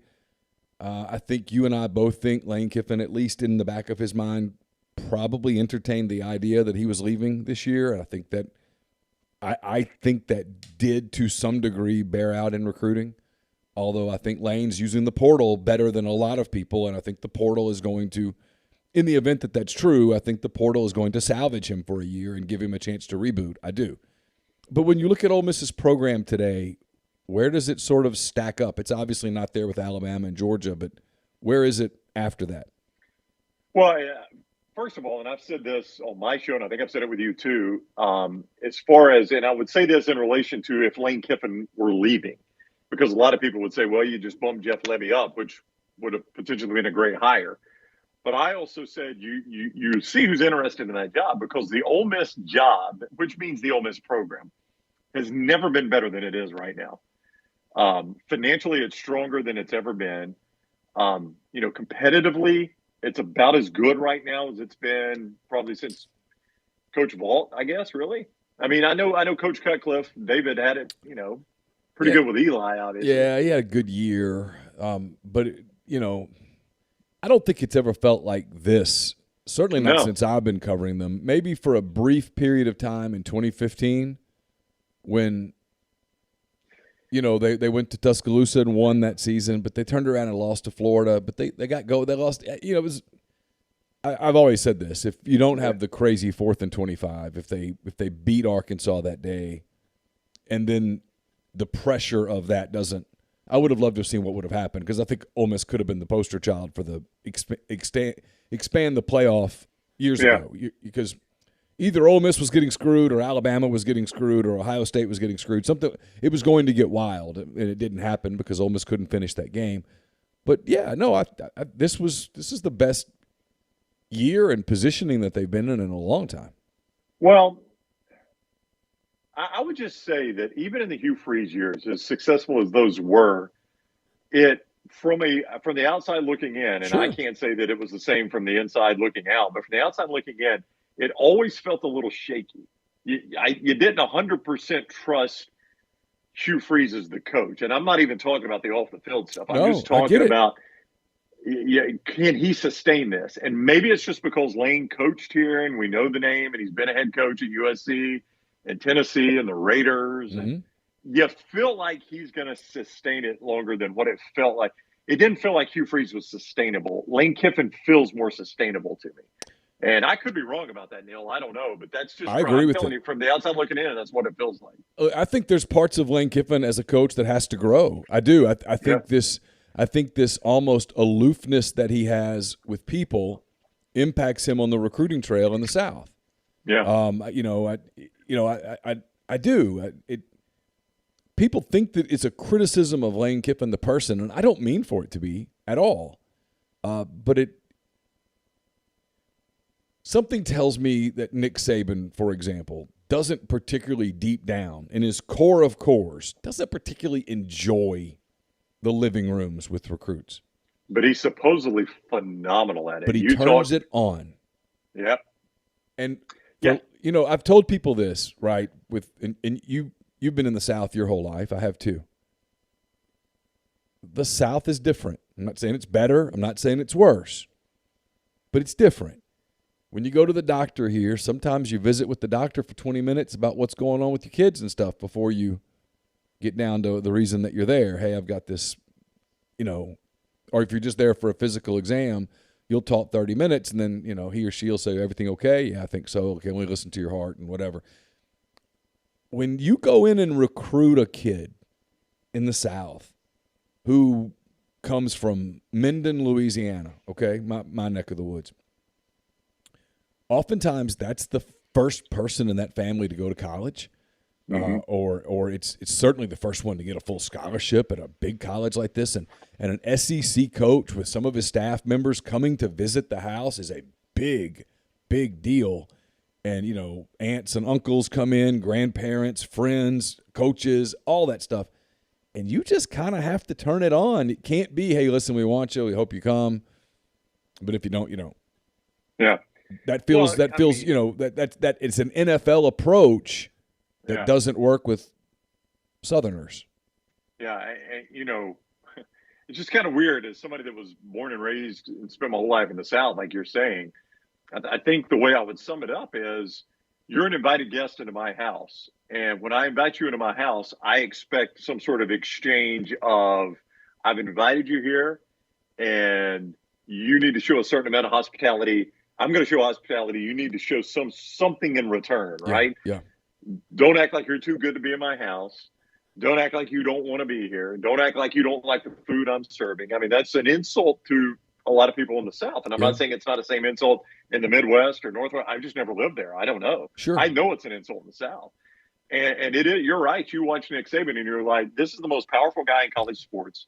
He's the most successful coach we've ever seen. He is an absolute perfectionist. He's a demanding personality. He couldn't make it in the NFL. He didn't want to coach in the NFL because he couldn't control the players, and he lost all of his grip and all of his control. So he punched out of Miami and came to Alabama. Yet here he is going and almost groveling in a sense to a 17 or 18-year-old to convince them to come play for him. When any 17 or 18-year-old should say, you mean Nick Saban wants me to play at Alabama? Where do I sign? Yeah. I mean, it ought to be the easiest sell in the world. But I have talked to numerous players who he has recruited, and they say, when he gets in the living room, it's incredible. It's incredible. Like, Neil, you grew up, I mean, you spent time in Alabama. You know this story. And I'm trying to remember the player it was, but there was a player in a small town in Alabama, in Bear Bryant, late in Bear Bryant's life, when it was obvious who Bear Bryant was, came for an in-home visit and had to make a phone call when he was there. And the story is that people came from all around the town to see the phone that Bear Bryant used. I mean, that's the state we live in, right? That's Alabama. Yeah, sure. That's Alabama. Things haven't really changed that much. Like if Nick Saban, I grew up in Anniston, Alabama, which is a town of maybe 20,000 people. I don't know. If Nick Saban came to Anniston to recruit a player, and they got a signee from Anniston, so I assume he did, it would be a big deal. I mean, it would be the buzz, man, that Nick Saban was in town. Sure. I just think it's the last step for him. And I think Kiffin has proven to be incredibly adept at using the portal, at building a roster. He always talks about building a roster kind of in an NFL style way, and he has done that. I get it. And he's good at it, and he's proven many times over that he can take a team and make it good. And he can take a good team and make it great. I mean, he's done that. He's done it with – I mean, he's done it in a lot of places. But he's got to prove that he can – he's got to prove now that he can build a program. And I think, and I'm told, and I believe it, that I think he's kind of come to grips. Sounds like it's a disappointment, and I don't mean for it to be. But I think he's sort of now acknowledged, hey, I might be here for a little while. I need to maybe I need to invest in a different sort of way. Sometimes sometimes that happens. I get it. Yeah, and I think, one thing is if people misunderstand this about Lane Kiffin, and I misunderstood this until he spent a little time here in this state, and I realized the Lane Kiffin you think you're getting is not the real Lane Kiffin. Mm-hmm. Like the Lane Kiffin you see on social media, and I know Ole Miss fans understand this. They've figured this out. Most of them. I'm just saying, I think it's a surprise to a lot of people. They see the Twitter Lane Kiffin, and that is not the Lane Kiffin you get in private. And you just wonder if the Twitter Lane Kiffin was a little bit more like actual Lane Kiffin, what it would be like in a living room. Would he be a better recruiter? But to his credit, it's not who he is, and he doesn't try to be that. He's that guy on social media for some reason, but he does, and it gets a lot of attention. Some of it negative maybe, but it's still attention for the Ole Miss program. But it's not who he is personally. And you do wonder if he was more of a gregarious, outgoing, the life of the party type guy, would he recruit better? And he might. Yeah, I think it's something he's got to find out. Yeah. All right, so Alabama and Georgia, Ole Miss plays on the 1st. Alabama and Georgia play in national semifinal games on New Year's Eve. How surprised were you, before we get into the games, how surprised were you to see Alabama just sort of wipe the floor with Georgia and Atlanta? Very. I thought it was going to be a 2017 Georgia win. Now, I wasn't one of those that says Alabama's going to get blown out. I've watched enough Alabama football to know Nick Saban had not forgotten how to coach. They still had, if you looked at it objectively and you said, all right, let's just list the best players on the field, Alabama had 2 of the top 3. I don't know where you go after that, but Bryce Young and Will Anderson are, if you did the 3 best players on the field, I think it's probably Bryce Young, Jordan Davis, Will Anderson in some sort of order. Yeah. So Alabama, N'Kobe Dean might argue, but yeah, I understand. Yeah, okay. All right, so 2 of the 4. So Sure. It's at least 50-50, right? So, a lot of people were playing it up like Georgia had this roster and Alabama had this roster, and that wasn't the truth. So I didn't think Alabama was going to get blown out. Now, I thought they were going to lose the game. I'm not going to try to pretend like I thought they were going to win it, but I thought that was going to be a close, low-scoring loss.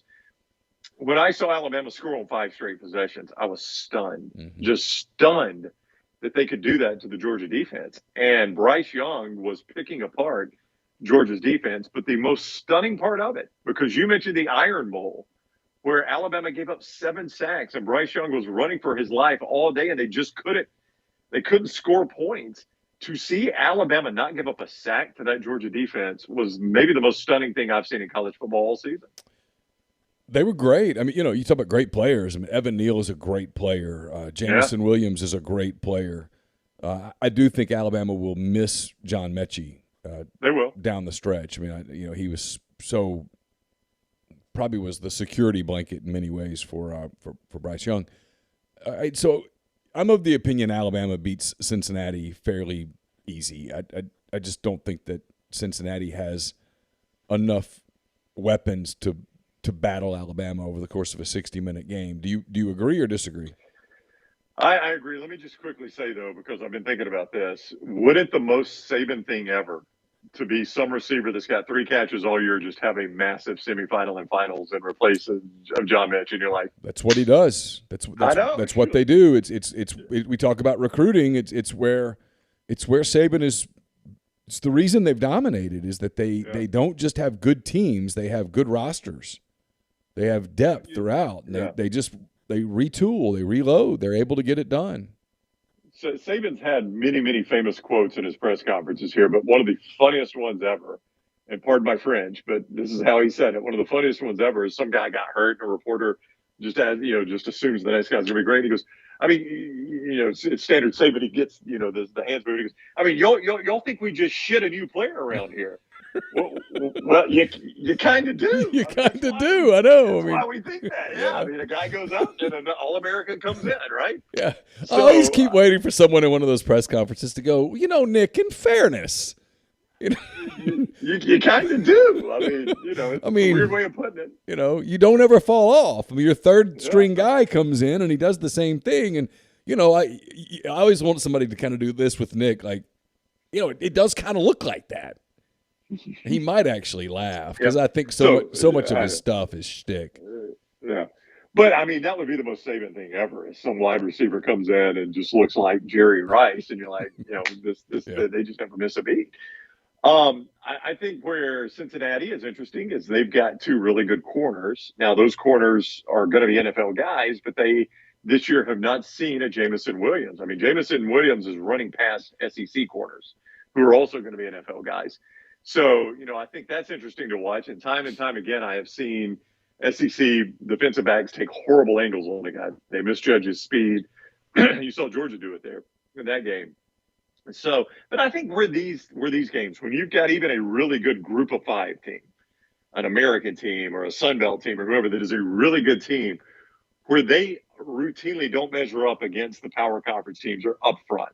Yeah. And I think Alabama's offensive line, the way it played against Georgia, they look like a totally different group. If they can replicate that, and then Cincinnati has not seen. I heard this from, I think it was a Big Ten guy. It said the thing that sets sets the SEC apart.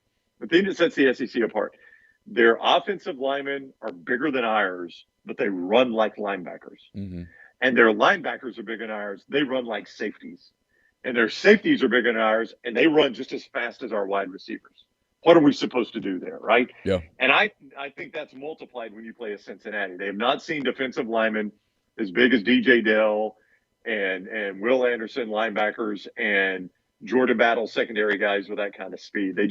You don't see that a lot in the American. And I think that's normally where these games are lost. Am I crazy to think that this 8.5-point line in the Georgia-Michigan game is too big? It depends on who you talk to. Like, I mean, I've asked the question, is there a chance? Is there a chance that was the real Georgia that played Alabama? That it wasn't just that Nick Saban coached circles around Kirby Smart or the Bama offensive line had the game of their life or Bryce Young won the Heisman. Is that just who they really were? And they didn't get tested all year, so we never saw it? Well, I'm mad at myself because I've always tried to be pretty consistent about this. Whenever I hear someone go, you know what, they're a quarterback away from being a damn powerhouse. Okay, well, that's a big deal. Yeah. I mean, it's not like, hey, if their right guard was just a little bit better. No, it's a quarterback. And I don't know, as much as I respect Stetson Bennett, and from all accounts, he is a fantastic young man. This is 2 years now that you've watched them with him when they finally play a really elite team kind of get exposed as being limited offensively.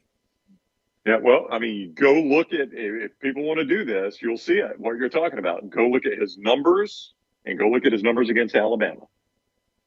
And those have been those 2 games have been, now he did play Clemson's deep. No, he did not. JT Daniels did. Yeah.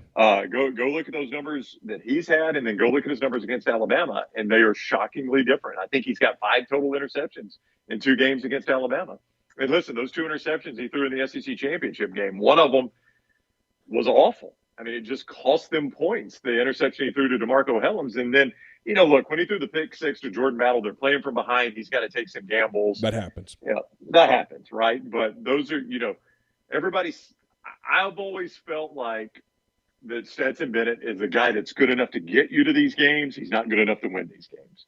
And Kirby Smart, in a lot of ways, plays. If you go look at the numbers, he plays around Stetson Bennett a little bit. Neil, you can't do that in the college football playoffs. You just can't play around quarterback. Well, and I think we're underrating Michigan. I know they're number 2 in the country and all that, but look, I watch a lot of Big Ten for whatever reason, and when you watch Michigan play over the course of the season, they get better and better and better, and they, like Ohio State, are not your typical – they're not Iowa or Wisconsin or one of those teams that's kind of plodding.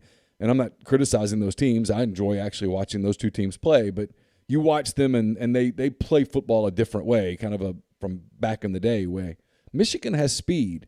They have guys off the edge. They have guys who can run. They have DBs who can cover.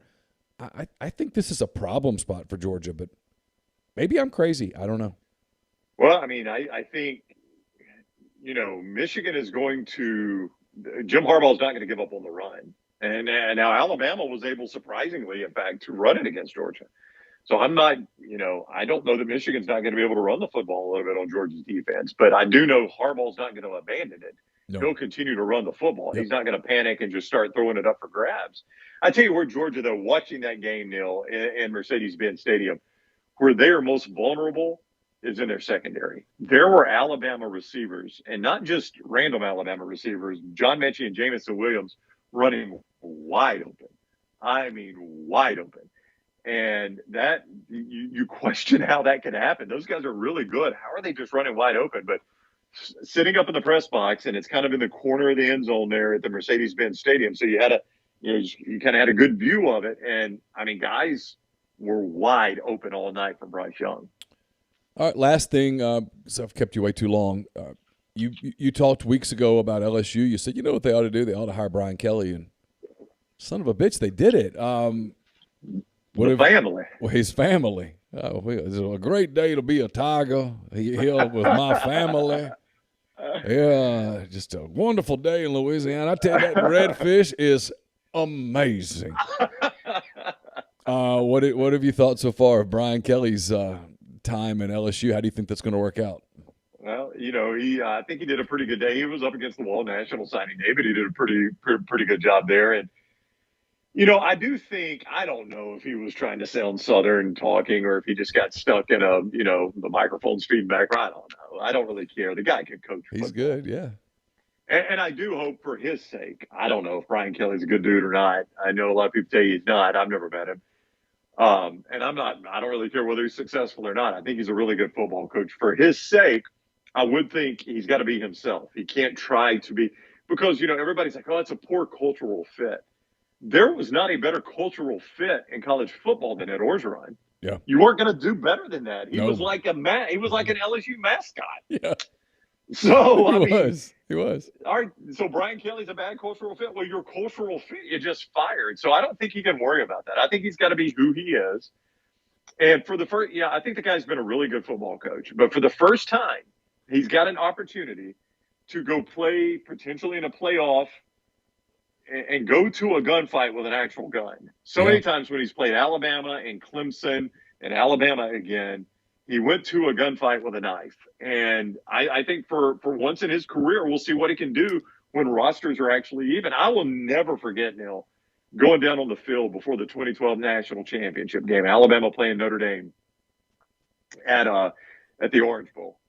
And walking down on the field, and you watched Alabama warming up and Notre Dame warming up, and the differences were so stark. Like, I was looking down there, and I'm like, Nick Saban wouldn't let half these guys cut his grass, much less play football.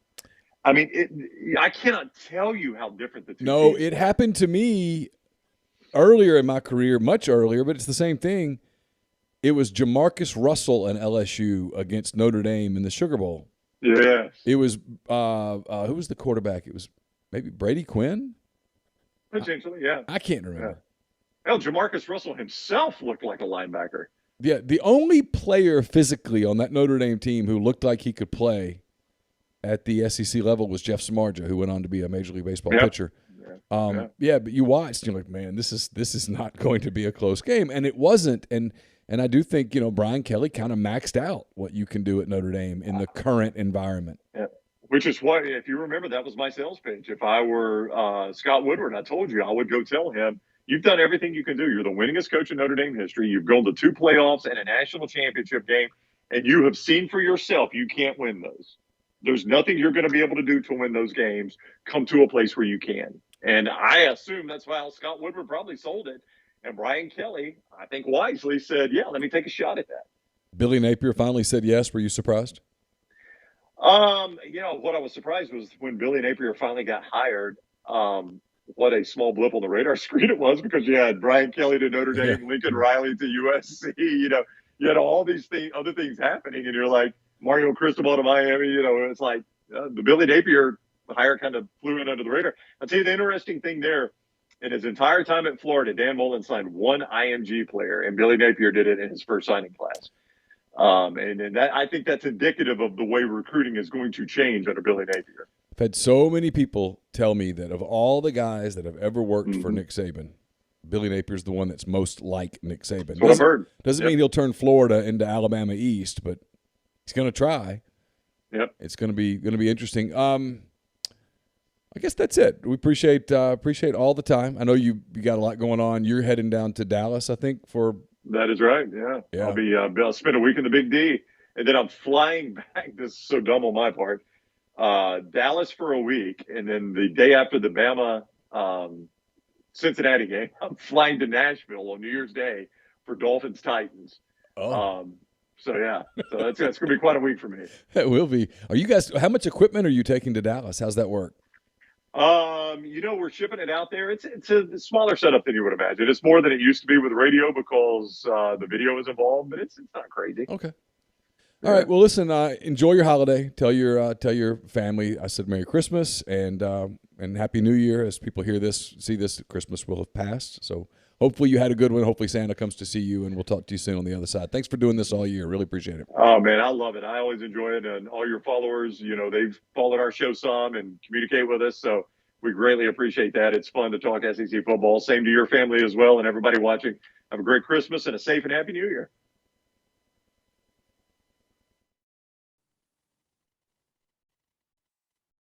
Jeffrey Wright, 92.9 ESPN in Memphis. He's mad at me as of this moment. We're taping this. It is Wednesday, December. No, I'm not mad. I legitimately hate you. He hates me right now. It's December the 22nd, and Jeffrey's mad, angry. Yeah, mad means insane, which I guess there will be plenty of people that believe that to be true as well. Full of hatred here in this Christmas season. Vitriol. Yeah, full of vitriol. As you'll see this on December the 26th, December the 27th, and say, why did he hate you, Neil? So I'll open up the floor to you, Jeffrey. Why do you hate me right now? Neil, it's quite simple. I hate you because you sent me a list of 30 effing bowl games to pick. I did. And honestly, like I said in picks during championship week, I am like Georgia right now in that I'm like Georgia going into the SEC championship game. It didn't really matter what happened to me. Like, I'm winning. The problem is, and it's very upsetting to hear that this is running on Boxing Day because I'm very culturedly, that's worldly. It's the day after Christmas. It's actually only 29 games, not 30. 29. I beg your pardon. I'm going to have to pick the championship game at some point, I assume, as well. You will. And the NFL playoffs. And maybe a horse race or two. You just never know what's going to happen. Just make sure you slip in a couple of Canadian football games that have already occurred. Those were great. You threw in the CFL playoffs, not knowing that the games had been played. That was an all-timer. Is the Grey Cup over with? No. Okay, well, it could happen. It is, but I mean, I would research it this time. Well, the fact that this is airing, whatever it is, like, I was just gonna sit there and go. The problem is not picking the games, because at this point, I could literally just do just pick a favorite or pick all favorites and pick all underdogs, and the disparity would probably not be great enough for anyone to catch me. Right. But if this is airing afterwards, I was literally just gonna say, like, I have to type these out. I have to actually submit the document. My plan was going to be, I had like 18 more and I was just going to sit there and go, here's my pick. Well, Chase is a procrastinator. And so I've had to stay on him the last 2 days. I'm like, look, this is going to take you a minute. So go ahead. Don't wait till the last minute, because Jeffrey's going to send me his picks and I've got to cut and paste Jeffrey's picks into the system. And if I'm in there while you're trying to be in there, it's going to create this cluster. So go ahead and send me your stuff. And he was like, oh yeah, I got that done. And then of course it wasn't done. I was like, dude, do it, get it done, because this is absolutely going to happen. Sometimes you just have to force it. Well, Neil, some of us actually value the pick segment. Unlike the man that the column is named for, some of us understand that there are hardworking Americans out there that depend on these picks. There are people that are sitting there and looking at, my God, this hero's 61%. This guy would have made me well over 10 units if I would have just followed him for the course of the year. I can't just phone it in. And since Brian took over for Zach, he's actually brought himself into second place. He's the only one that's even he's not even within shouting distance, but he's the only one that could use a bullhorn and scream, and you might hear a faint sound. Mm-hmm. I mean, listen, in the last 2 weeks, I was just trying to get the game over with. I mean, I was calling inside zone. Yeah. I'm just trying to run clock. If my quarterback snapped it before the play clock got to 2, I was yelling at him. I mean, I'm simply just trying to end the game. However, you're trying to extend the game. You're calling timeouts down 7 touchdowns as if this is going to make a difference. Well, you never know. That's right. That's why you got to play all 60 minutes. That's right. That's our team. That's our team motto. We play to the end.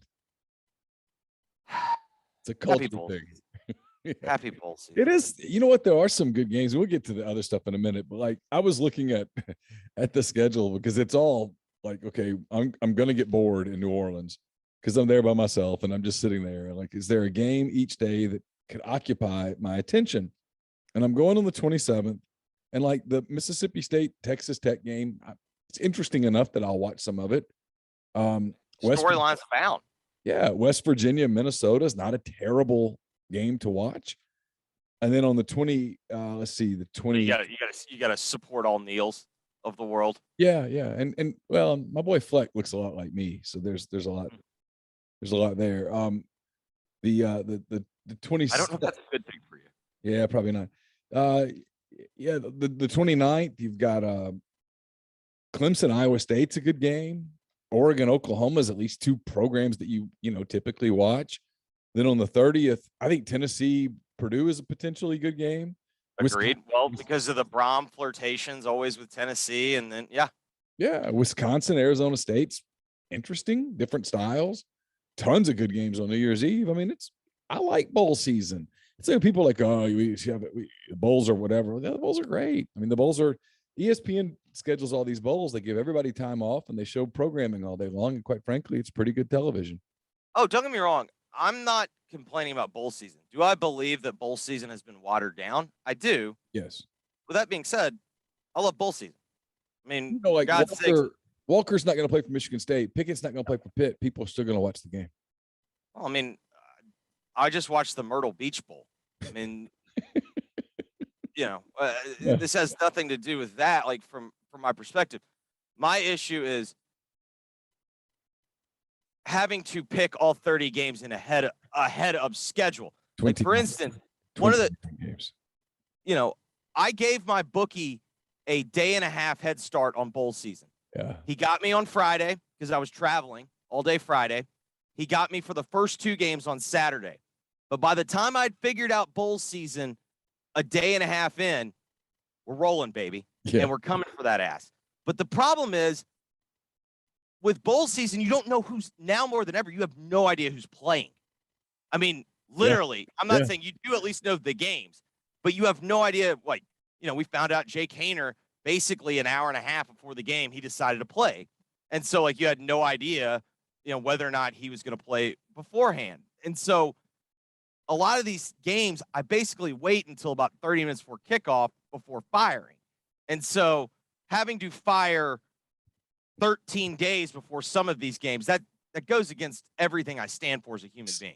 At the very beginning of Neil's Picks, we talk about how Neil makes the rules for Neil's Picks, and those are the rules. And those are the rules. Yeah, rule number 1, Neil makes the rules. Rule number 2, There are no more rules. See, there you go. We pick the games Neil says to pick. That's the rule. Rule number 3. See rule number 1. So yeah, exactly. All right, you want to start with Ole Miss and Baylor, which I think has a chance to be a really good game. Help me here though, because I catch myself every time I try to even remotely dive into this game. I go, I think Ole Miss is going to win, and I think Ole Miss might win pretty big. And I know that's really basic, but I just look at a team and I go, okay, Baylor's secondary can be kind of spotty. Ole Miss's receivers are healthy. Matt Corral's healthy. They've had time to put a system in. A plan in. They don't need a lot of time. Levy's back to call the game, so you don't have that transition. You'll have it after the game, but Levy's going to call the plays, and he and Matt Corral probably could predict what each other is going to think in live time. I think the biggest bonus of having Levy is where I think he's elite is because he is such a expert in that system. He allows them to go so fast because he knows, like, as soon as a play ends, he knows what formation to call so they can get everything lined up within, 8 seconds, 9 seconds. Basically, Matt can make the protection call or can make the play call, and then they can basically run the play in 13 seconds. Where he is, I think, phenomenal, and I don't know if he gets enough credit, it's how quickly he gets them in a formation that not only is a formation for a good scheme and gives them an advantage, but more importantly, they don't have to waste 7-8 seconds, because in the end, we've talked about it time and time again, when this offense is unstoppable is when they're rolling at an unbelievable tempo because you just can't get lined up. And there's a psychology to Baylor. They won the Big 12 championship. They celebrated. I don't know that you get back to that place in your emotional state, and you can't convince me on a number of things. I think Matt Corral he knows the Saints are looking for a quarterback. He's going to be in New Orleans. He knows all the NFL's watching. He wants to go in front of Pickett. He wants to be the first quarterback taken. He's very competitive. You've got Jeff Lebby. And as you mentioned, Pickett's not playing in bowl games. Yeah, Jeff Lebby wants everyone to see, hey, this is what you got to be excited about at Oklahoma. Jeff Lebby wants Matt Corral to go very early in the draft. He wants Matt to have a big game. He hates Baylor. He hates what Baylor did to his father-in-law. Jeff Lebby's going to want to run it up on Baylor. Lane Kiffin wants to put a bunch of points on the board because he's got quarterbacks out in the portal. I'm sure he's going to call Anthony Richardson and other quarterbacks as soon as they go in the portal and say, look what we just did. Come here. Because so far that hasn't worked with Spencer Rattler and with Dylan Gates and Bo Nix and Travis McCall or whoever else may or may not have been Grayson. I keep saying Travis. Grayson McCall. Whoever. Travis McCall, that had to be a baseball player. I feel like that was definitely a name. Yeah. I don't know why. I know obviously Travis and McCall has to technically be a name. Is there like a professional athlete who's Travis McCall?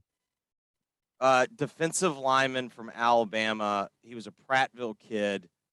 I knew that name sounded familiar. What years was he?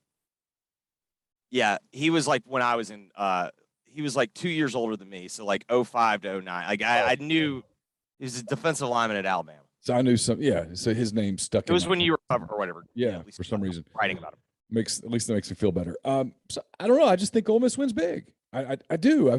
Every time I think what's the outcome, I kind of think Ole Miss wins, I don't know, 14, 17 points, and that's where my mind goes every single time. I do wonder, though, if there's an element with us.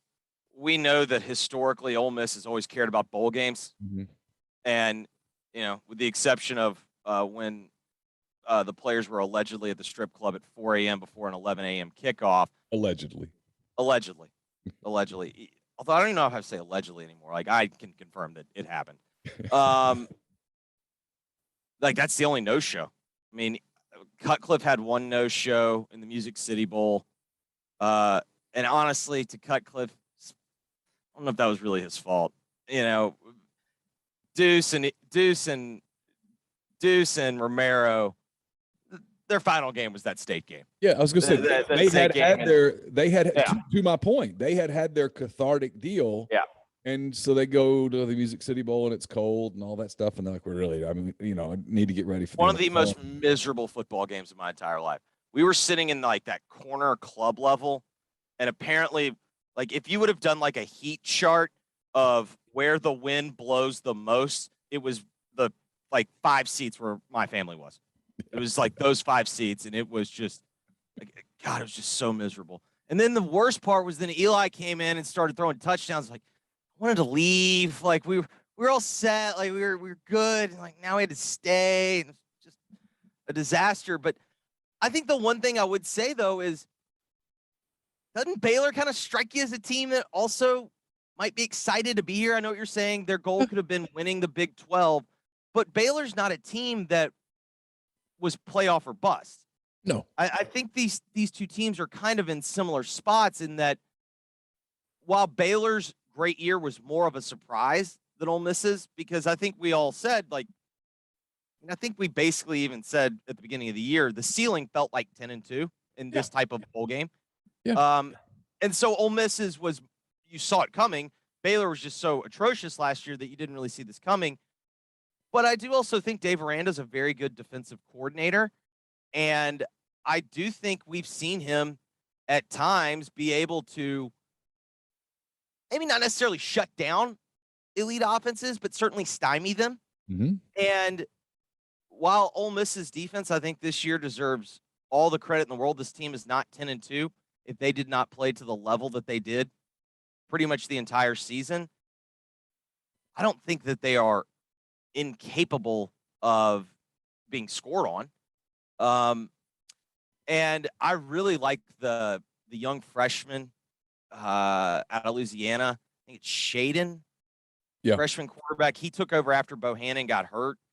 And, when he was healthy in the first half of that Big 12 game, the only thing that kept the championship game from getting out of hand is it appeared that he got hit pretty hard. And I don't know if it was ribs or whatnot. So I don't know his health status going into this game. But if he's healthy, I really like that guy. He's he's got the makeups that I like. Elite shortstop in baseball, super accurate with it, spins it really well. And there's just something about it. Sometimes you can just watch a guy that looks like a quarterback, and he fits that mold for me. So is it outside of the realm of possibility that this is that Ole Miss doesn't win by multiple scores? I think so. But I'm like you, I don't know. And maybe it's just history's kind of creeping back in my mind. I just feel like when Ole Miss goes to bowl games, they usually leave pretty happy. Yeah, they just play well in bowls, and I think they're going to play really well there. I think Baylor's the other thing is this the healthiest they've been since week 1? Yeah, since Louisville. No question. No question. And look, Baylor's probably pretty healthy too. Baylor's a good team, and you talk about, I think it's a good game.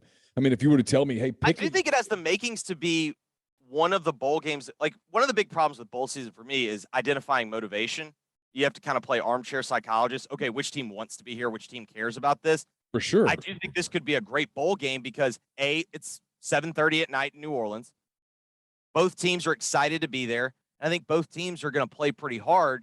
Well, that's pretty good making. I mean, you got 2 top 10 teams. That's a pretty good, if I give you those ingredients, you can usually make a pretty good meal. Well, yeah, it's like I'm just pulled up the games on January the 1st. Okay.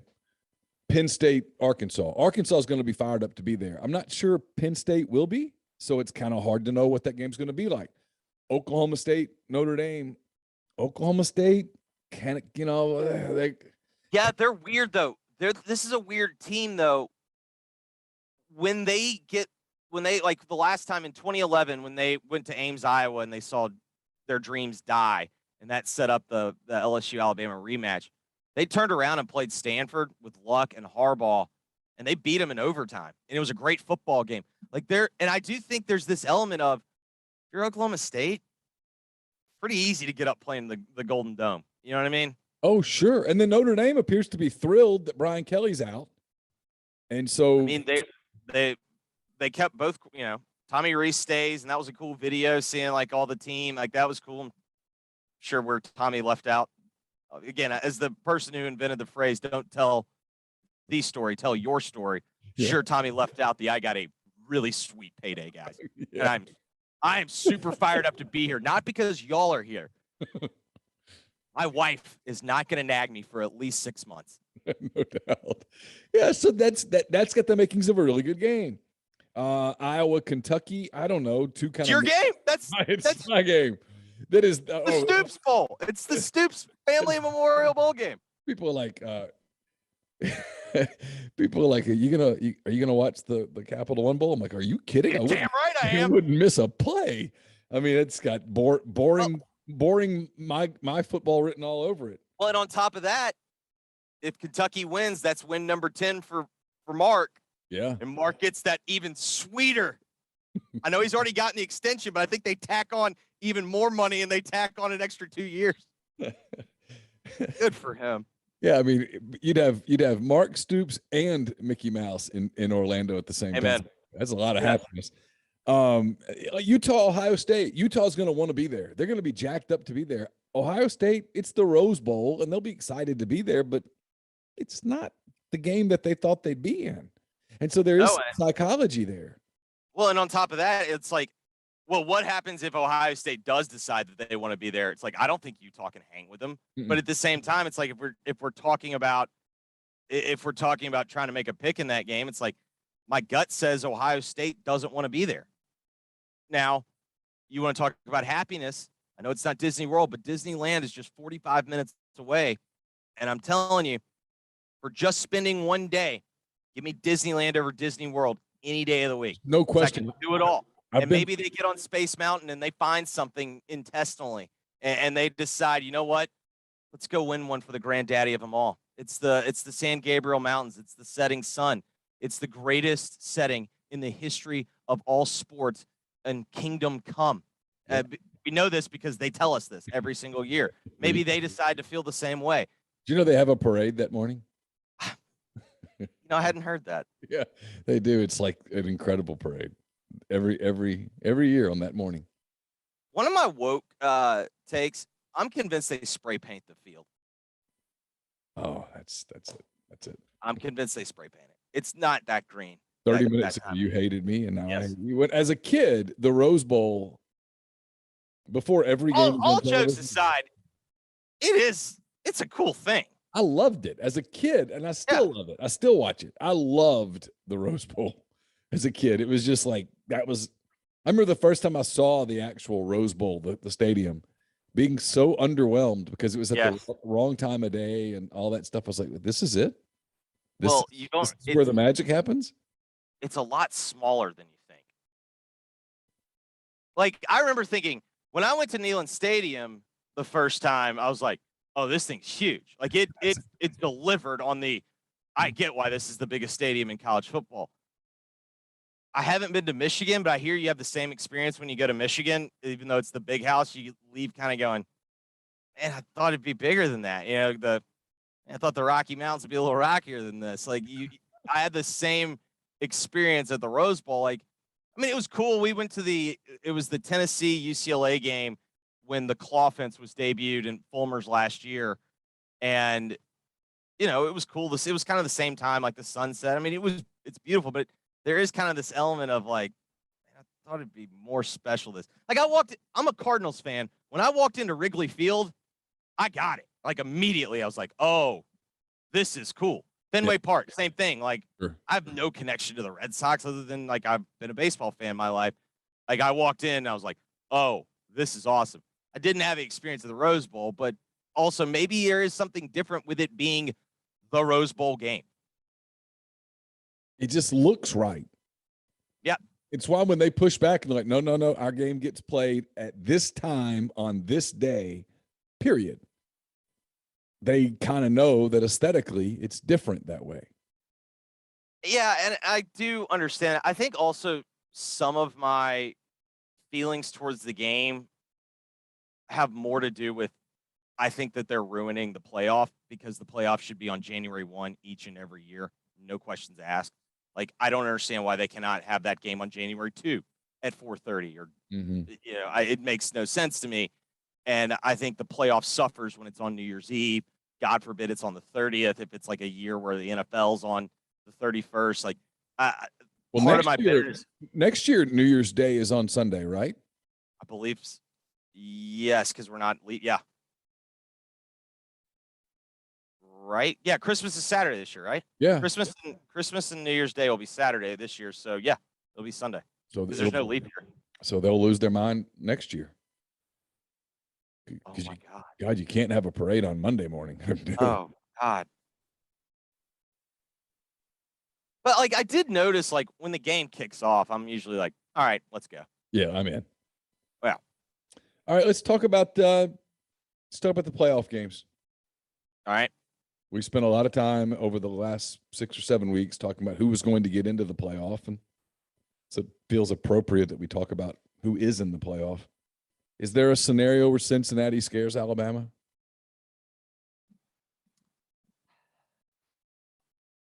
I think the answer is yes, because they do have a good secondary. Right. And while Alabama ran the ball better on Georgia than I expected, I thought when they ran the ball, it was scenario based, like it was tempoed and they got. I felt like when they had to line up and just try to run it down their throats, I didn't feel like they were super good at it. And so does that mean that when they line up against Cincinnati that they're not going to be able to line up and run it down their throats? No. Since you're not going to mistake Cincinnati's defense for Georgia's defense. But where I do think Cincinnati's better than Georgia's defense is their secondary's better. They got 2 NFL corners. Ironically, one of the running backs, the running back at Cincinnati was an Alabama running back. I don't know. I just really think that Alabama, it is funny how like we always discuss like how the sport is just such a sport of overreactions. We talked about it all year, like what would be the game script that would give Georgia problems? And I feel like I kind of laid it out. Now, where I did not expect, I didn't think Alabama would be able, I didn't think Georgia would fall into that game script falling by getting a 10-point lead. Like when it was 10-0, I was like, okay, this is over. I thought that. And then the second quarter happened, and then Georgia went from being this unstoppable defense to looking like a fat defense. Like, you had Davis like not even getting in a stance at times. And, maybe that's unfair to the young man because, Alabama got to play hard too and got to have a good game plan. But I didn't think they'd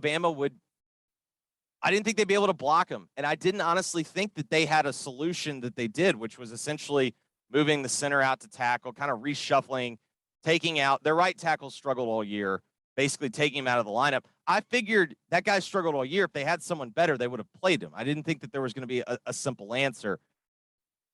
With Alabama, and the reason why I just feel like this game's not going to be particularly close, it feels like when they were able to survive the season and then they end up winning the SEC championship game in the fashion that they did, it did remind you that, oh yeah, he's still the king.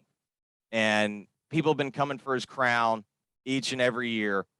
Bryce Young has gotten better each and every week. He's playing really good football right now.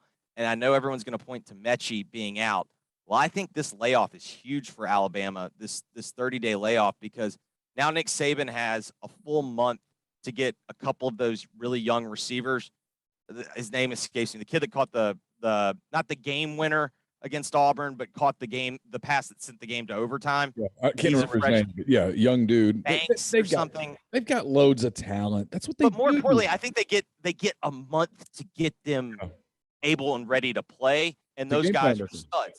Yeah, they get to game plan with them. And so Young gets to throw with them, and they build up. Look, I mean, we do it all the time. I've been guilty of it. We're in such a hurry to end that dynasty because we all know that basically for the betterment of the sport, the dynasty needs to end. It's more fun if the dynasty ends. Alabama winning another championship is not great for college football. It's great for Alabama. And so if an Alabama fan's listening and going, oh, I beg your pardon. No, I get it. If I were you guys, I'd be that way too. If I were an Alabama fan, I'd be like, this is the best thing that's ever happened to college football. I'm totally in. But if you're not that, you look at it and go, this is probably not great. You need somebody else to win. You need some drama. The NFL doesn't want the same team to win the Super Bowl every year. No, I think the NFL is actually the happiest group of people in the history of the world this year because you take the NFC standings. Who knows? I mean, you know what I mean? You got a bunch, like everything is jam-packed. You have in both conferences, I think you have 2 or 3 teams at the bottom, and then basically everyone else to certain degrees has a shot of getting in at the minimum, and that's what they want. They want parity and whatnot. I think kind of the irony of the year to me, though, is the way that this year played out and the fact that I think, to your point, Alabama was not only vulnerable this year, but really vulnerable. I mean, not only did they take an L, I mean, there were 3 or 4 games that I was really convinced, man, if one play goes the wrong way, they're losing. Well, Auburn was that game. One play goes the wrong way and they lose. And I mean, there's a legitimate question if Finley just stays upright. I mean, they only needed one more first down. That was it. Hell, the game before that, they got that call in the end zone on 3rd and long against Arkansas where if the call doesn't go their way, and I'm not saying it was the right call or the wrong call, to this moment, I'm not sure. But if they don't get that call, Alabama punts right there, and who knows where that game goes? Because they weren't stopping Arkansas in the second half. If Anthony Richardson if they don't on the 2-point play, if Florida doesn't run the stupid Wake Forest slow mesh, and they just would have given it. The hole was there on the left side, but because of the play they had called, and I think they were going to try to do a jump pass, and it got knocked down or whatever. They got the route got busted up, so it turned into a disaster. But I mean, they were vulnerable at times, but because of that, weirdly, the team that out recruits everybody, the team that has more players than everybody, the team that has more money than everybody, they were an underdog. Somehow Alabama has been an underdog this year for a large portion of the year. And it's like, and I mean, Michigan is an underdog. Michigan is the little guy that could, the little engine that could going up the hill. And it's like, we're acting like these are amazing stories. And don't get me wrong, the way the season has played out, I do think they're great stories. But let's also take a step back and not act like that this is, that this is the 83-win Cardinals going on the run to the World Series. Like, these are 2 schools that have, one is the best job in America, no matter what anyone says. Absolutely.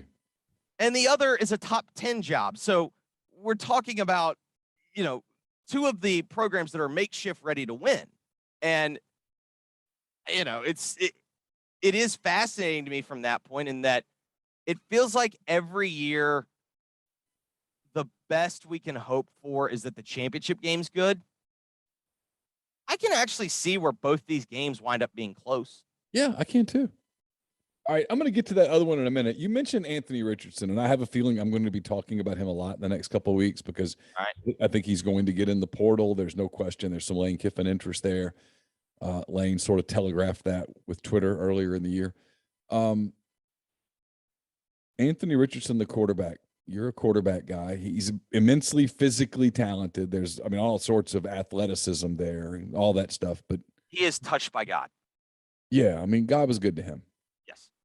But in terms of being ready to be an SEC quarterback, take a team, lead a team, you like him? I like him with Lane Kiffin. Yeah. Now, I think this is a legitimate concern, and I don't know if they're ever going to say it out loud, but you and I can talk about it, and I'm fine talking about it on this show. If you're Lane Kiffin, do you really want to take a guy with 3 years eligibility? That wouldn't stop me at all. Okay, I'm not touching. I'll be honest. It stopped me. You know who I'd go get? Who? Braxton Burmeister, the kid from Virginia Tech. Lane can win with him. He's athletic. He doesn't have a booming arm, but he's got a good enough arm, and he's only playing 1 year. You're referring to Arch Manning here. Is that correct? Of course. Okay. Yeah, so see, I look at Arch Manning. Let's just say for this scenario, let's say that he goes to Ole Miss, which is not something I would be willing to bet on right now. But let's say for this scenario that he is. He's going to need a year of development. He's not going to be the guy that physically walks in, takes the job. Can you do that anymore? You do with guys like him. I fundamentally agree with you. You do with guys like him because he He's not going to be the guy that goes someplace for a year, gets in a development program, and then jumps in the portal. That's not. Arch Manning's not going to come to Ole Miss and get into the portal. No, I agree with you on that. I just also think that we've reached the day and age where the difference between a high school offense and honestly even an NFL offense has never been smaller. Yeah, no, I'm just referring to him physically. I look at him physically and I'm like, okay, like I watched their game on TV back in October or whatever. And I get it. He's great release, all that stuff. But there's a lot of development that needs to happen physically. And he's playing against a bunch of dudes that are not going to the SEC. I mean, he's well, in league play he is, but they want to – where I was impressed with him this year was when they were going up against teams that were much better than they were. And because he's not playing with a lot of SEC dudes around him. Right. None at all. I mean, in fact, the one was hanging, got a couple. He had a lot of Eli in him. I mean, obviously he's more athletic than Eli, or at least faster than Eli. Eli's a much better athlete than he gets credit, but it was a lot of hang in there, get your dick knocked off, and make a throw. Like in that, yeah. So you would not take a quarterback who had multiple years of eligibility on the fear that would run him off. That would scare him. I'm not doing anything to jeopardize, because this is the other thing. Texas. So do you think Texas taking Quinn Ewers affects Texas' ability to get him? Because Quinn Ewers has 4 years of eligibility.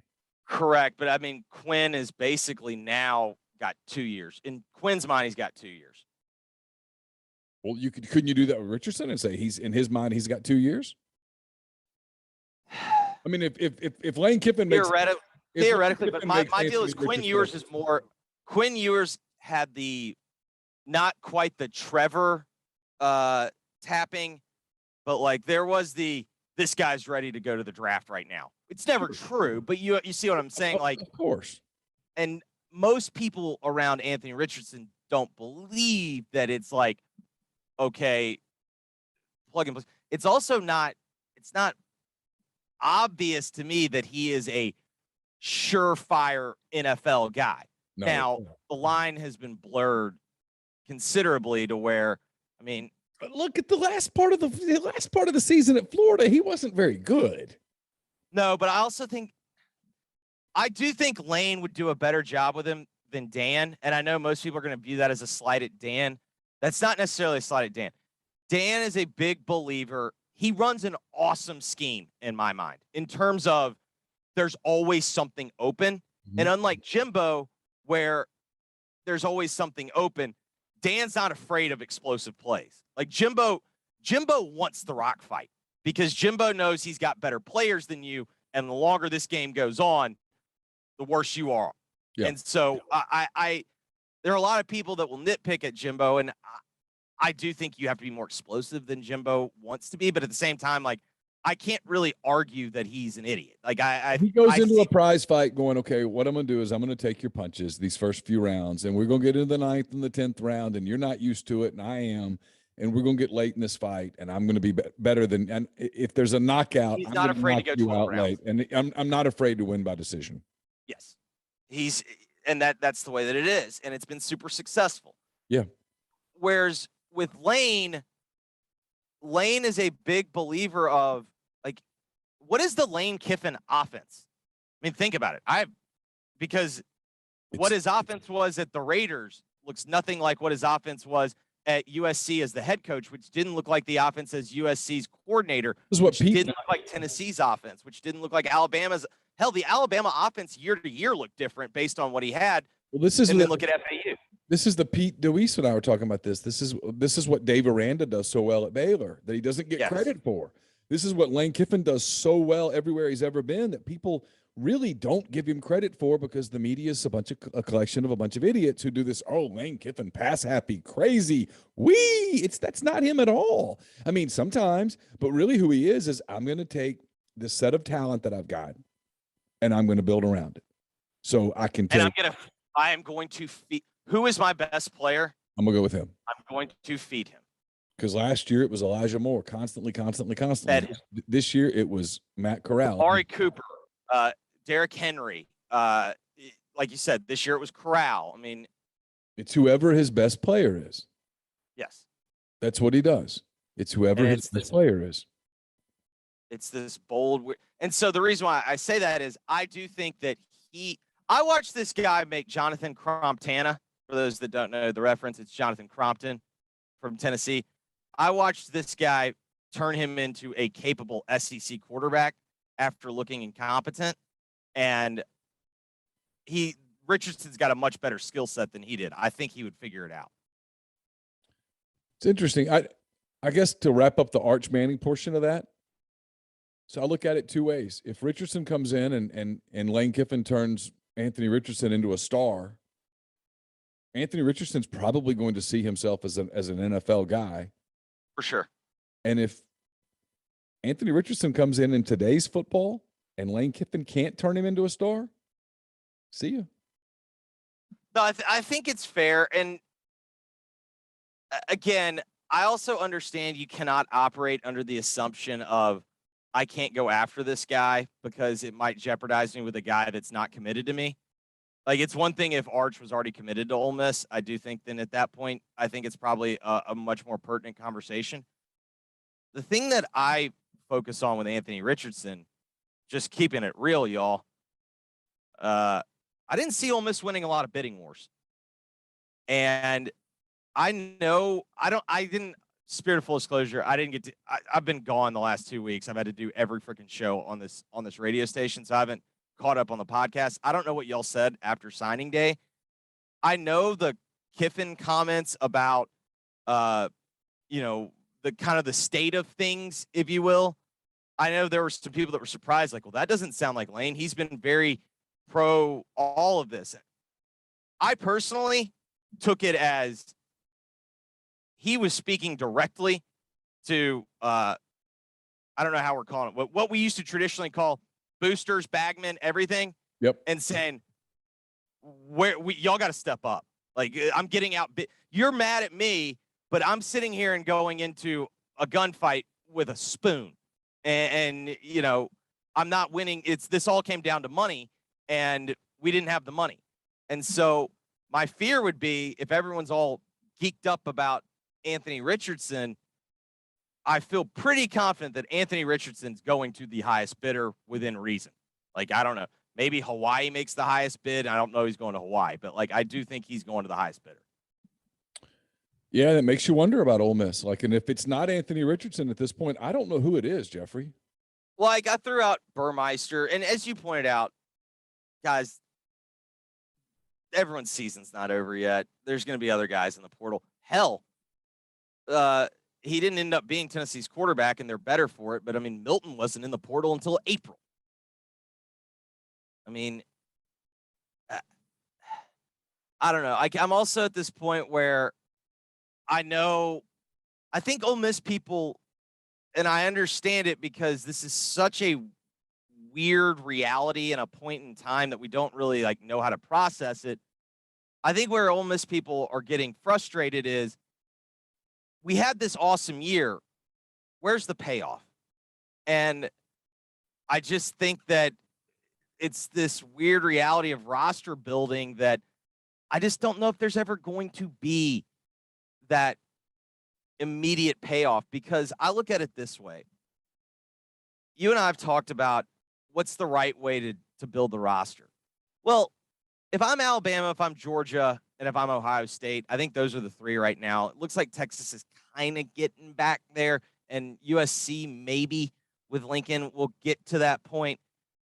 But unless I am in that position where I don't have to take risks, I get the best of the best, I get to select the high school kids, I understand going, man, I don't know if I really want to take this kid with a rap sheet, or maybe there's red flags, whatever it may be. Maybe it's personal. Maybe it's we don't really think the kid's that good, but he's got a good rating. I do understand if you're an Ole Miss, you're probably getting a leftover. And you have to take some gambles. And for sure. Matt Corral was a gamble at that point when they took him, if you think about it. Mullen dropped him. Yeah, I mean, USC dropped him for stupid reasons, but they did drop him. Mullen dropped him. And then, I mean, Ole Miss took a gamble, and he had other opportunities, but not everybody in the country was lined up to take Matt Corral at that point. They missed out. It was their mistake, but the rest. Right. And I guess the bigger point that I have is I understand, like, you're never just going to not sign high school guys. Like, let's be real.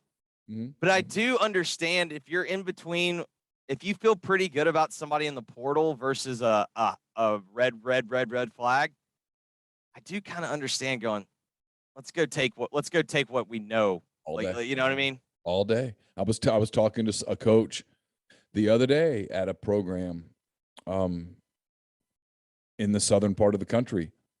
And he was talking about there was a kid at a school not far from where he is. And he's got some questionable stuff, good player.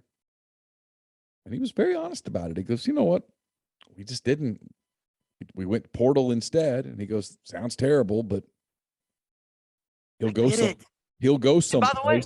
He'll go someplace and he might work it out. And then we can grab him later, or he'll go someplace and it not work out. And we can be like, whoo, dodge that bullet. Yeah. And there might be there might be some people go, well, you just can't afford to not take the risk.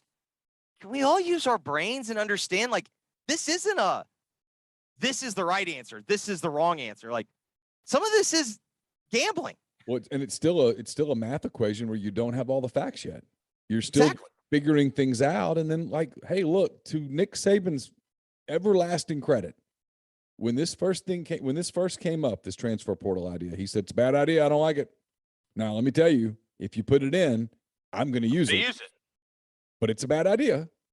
And sure enough, now he looks at it and he can do that. He can say, that guy that maybe would have been the 24th or 25th signee in our class a few years ago. No, we're going to get in the portal. We're going to take that guy. We'll keep an eye on him. And then if he goes to, I don't know, Mississippi State and it works out. How about maybe he's like, I don't know, the best player at Georgia Tech? Yeah. And it was nice. How good, though? Didn't it warm your heart to see Nick finally land a running back? I know. It felt good. Yeah, because it's been a minute. He's been trying so hard. That's what they do. It's kind of remarkable. All right, the other semifinal game, I've kept you a long time here. Georgia and Michigan. We talked about both teams. I'll preface it this way. Can Georgia win with this quarterback? Can they win the big game with this quarterback? He's shown that he can beat up on the Arkansas and the Missouris and the Kentuckys of the world, but can he beat the big teams? I think he can beat Michigan. My fear, my gut instinct, and this is kind of why I'm still weighing my picks a little bit. My gut instinct is I think Alabama is going to be too much for Cincinnati, and I think Michigan getting over a touchdown feels like too much. And my gut instinct is take Michigan. With that said, and it's still very early, Michigan is a wildly popular underdog. And you know how I've always felt about popular underdogs. They usually have fleas. And Michigan, basically, like, these two teams are mirrors of each other, except one has a salary cap of about, I don't know, one's the Yankees and one's, what's a nice mid tier? Not like the A's, not like the Washington Nationals. Yeah. Good, solid, like $110 million payroll. Mm-hmm. Now, I think that, honestly, though, if I think Georgia can win this game convincingly, and then I think that we could get to the championship game and then yet again see another 41-24 game. It's the other game that I don't think he can win. I think Bennett can win this game. I don't know if he can win the other one. Can't beat Bama. I don't think they can get into a shootout. And it's too late to go to JT Daniels now, right? Well, he's got the vid. But I mean, he'll be back. Yeah, but I mean, can you afford to miss? I mean, Kirby. He's going to be a dum-dum, and you're not at practice. How can you play? I mean, honestly, the bigger story there is Pickens. Pickens is their best legitimate outside weapon. So, I mean, when you look at Michigan and Georgia, I do think the one thing that Michigan has going for them right now, that team has been consistent week to week. Even in their loss at Michigan State, that was more honestly coaching decisions. They were on the road and they took field goals when they shouldn't have. They didn't lay an egg. I mean, they had a double-digit lead from multiple points at that game. Like, they didn't lay an egg. They got beat. Like, they gave up a few explosive plays at the end. Kenneth Walker was awesome, and they got beat. But they showed up the next week, beat the hell out of, I think it was Maryland, or maybe beat the hell out of, I think it was Maryland. And, then they go and they have their best game of the year. I think a lot of people were expecting a letdown against Iowa. There was no letdown. They got the 2-score lead pretty quickly. And, I know Ferentz is saying the game was closer than it was. Yeah, there were some late touchdowns they added on for style points. At any point, did you think Iowa was winning that game? You mean not the fashion show, but the game? No. Correct. No. And to me, like, that is something, like, I applaud Michigan for that. Like, they are playing well. And the truth is, in that game, they will have the better quarterback. He's still not, I don't know if the gap is super wide, but they'll have They've done a really good job with him. He's playing with a lot more confidence, and he's starting to make some plays that earlier in the year he didn't make. And, for all the Harbaugh bashing that I do, and I still kind of think the guy's a goob, but he's done a really good job. He is, but I'm glad we got him. I like swaggy Harbaugh. Yeah, he's done a great job with this team. Their performance against Ohio State was tip of the hat stuff. Let me ask you this, as we finish up. Is there any part of you, I mean, we joked about having to pick these games 13 days out and all that stuff, but is there any part of you, as we've been taping this morning, it's come out that Alabama, Bill O'Brien, and Doug Marrone tested positive for COVID. I'll read you the text I got. Did Saban give it to him? Mild symptoms, home isolating. Both will be able to coach in the CFP playoff, blah, blah, blah. Is there any part of you that sees all this COVID stuff and goes, there's a chance that these games don't happen? Or do you think we're past that? I think there's bowl games that might not happen. I don't think there's any way that these games don't happen.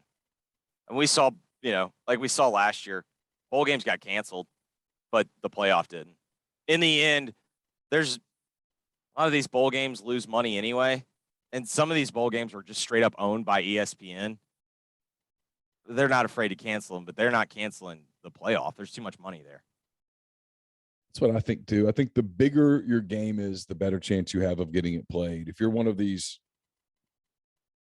I'm looking. I don't think a single New Year's Six got canceled. No. If you're the Frisco Football Classic, for example, you're at risk. Well, I mean, literally, you didn't exist. 17 days ago? Yeah, if you're the Gasparilla Bowl and something happens. No, that's a sellout. That bad boy's getting played. Oh, that's true. That's getting played. You're right. That's a sellout. Georgia State and Ball State are probably hoping for a COVID breakout, so they don't have to go. Yes, I would. And by the way, someone had to pick that game. Me too.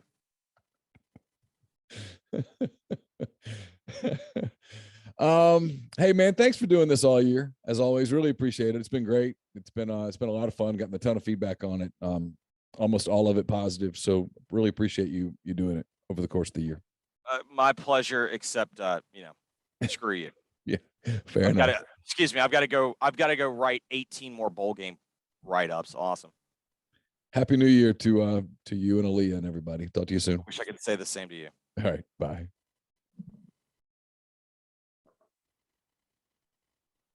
Ben Mintz of Barstool Sports joins us as he has all season long. First of all, Ben, I guess by the time people see this, it will be post-Christmas. Today's December the 23rd as you and I tape this.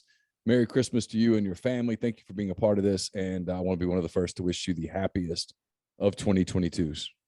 Thank you very much, Neil. Merry Christmas to you and your family, and Happy New Year as well. I've just enjoyed coming. I've said this several times to you. I've enjoyed coming on this every week, and lots to be excited for Rebel fans. By the time this airs, hopefully I'll already be in New Orleans getting ready for the Sugar Bowl.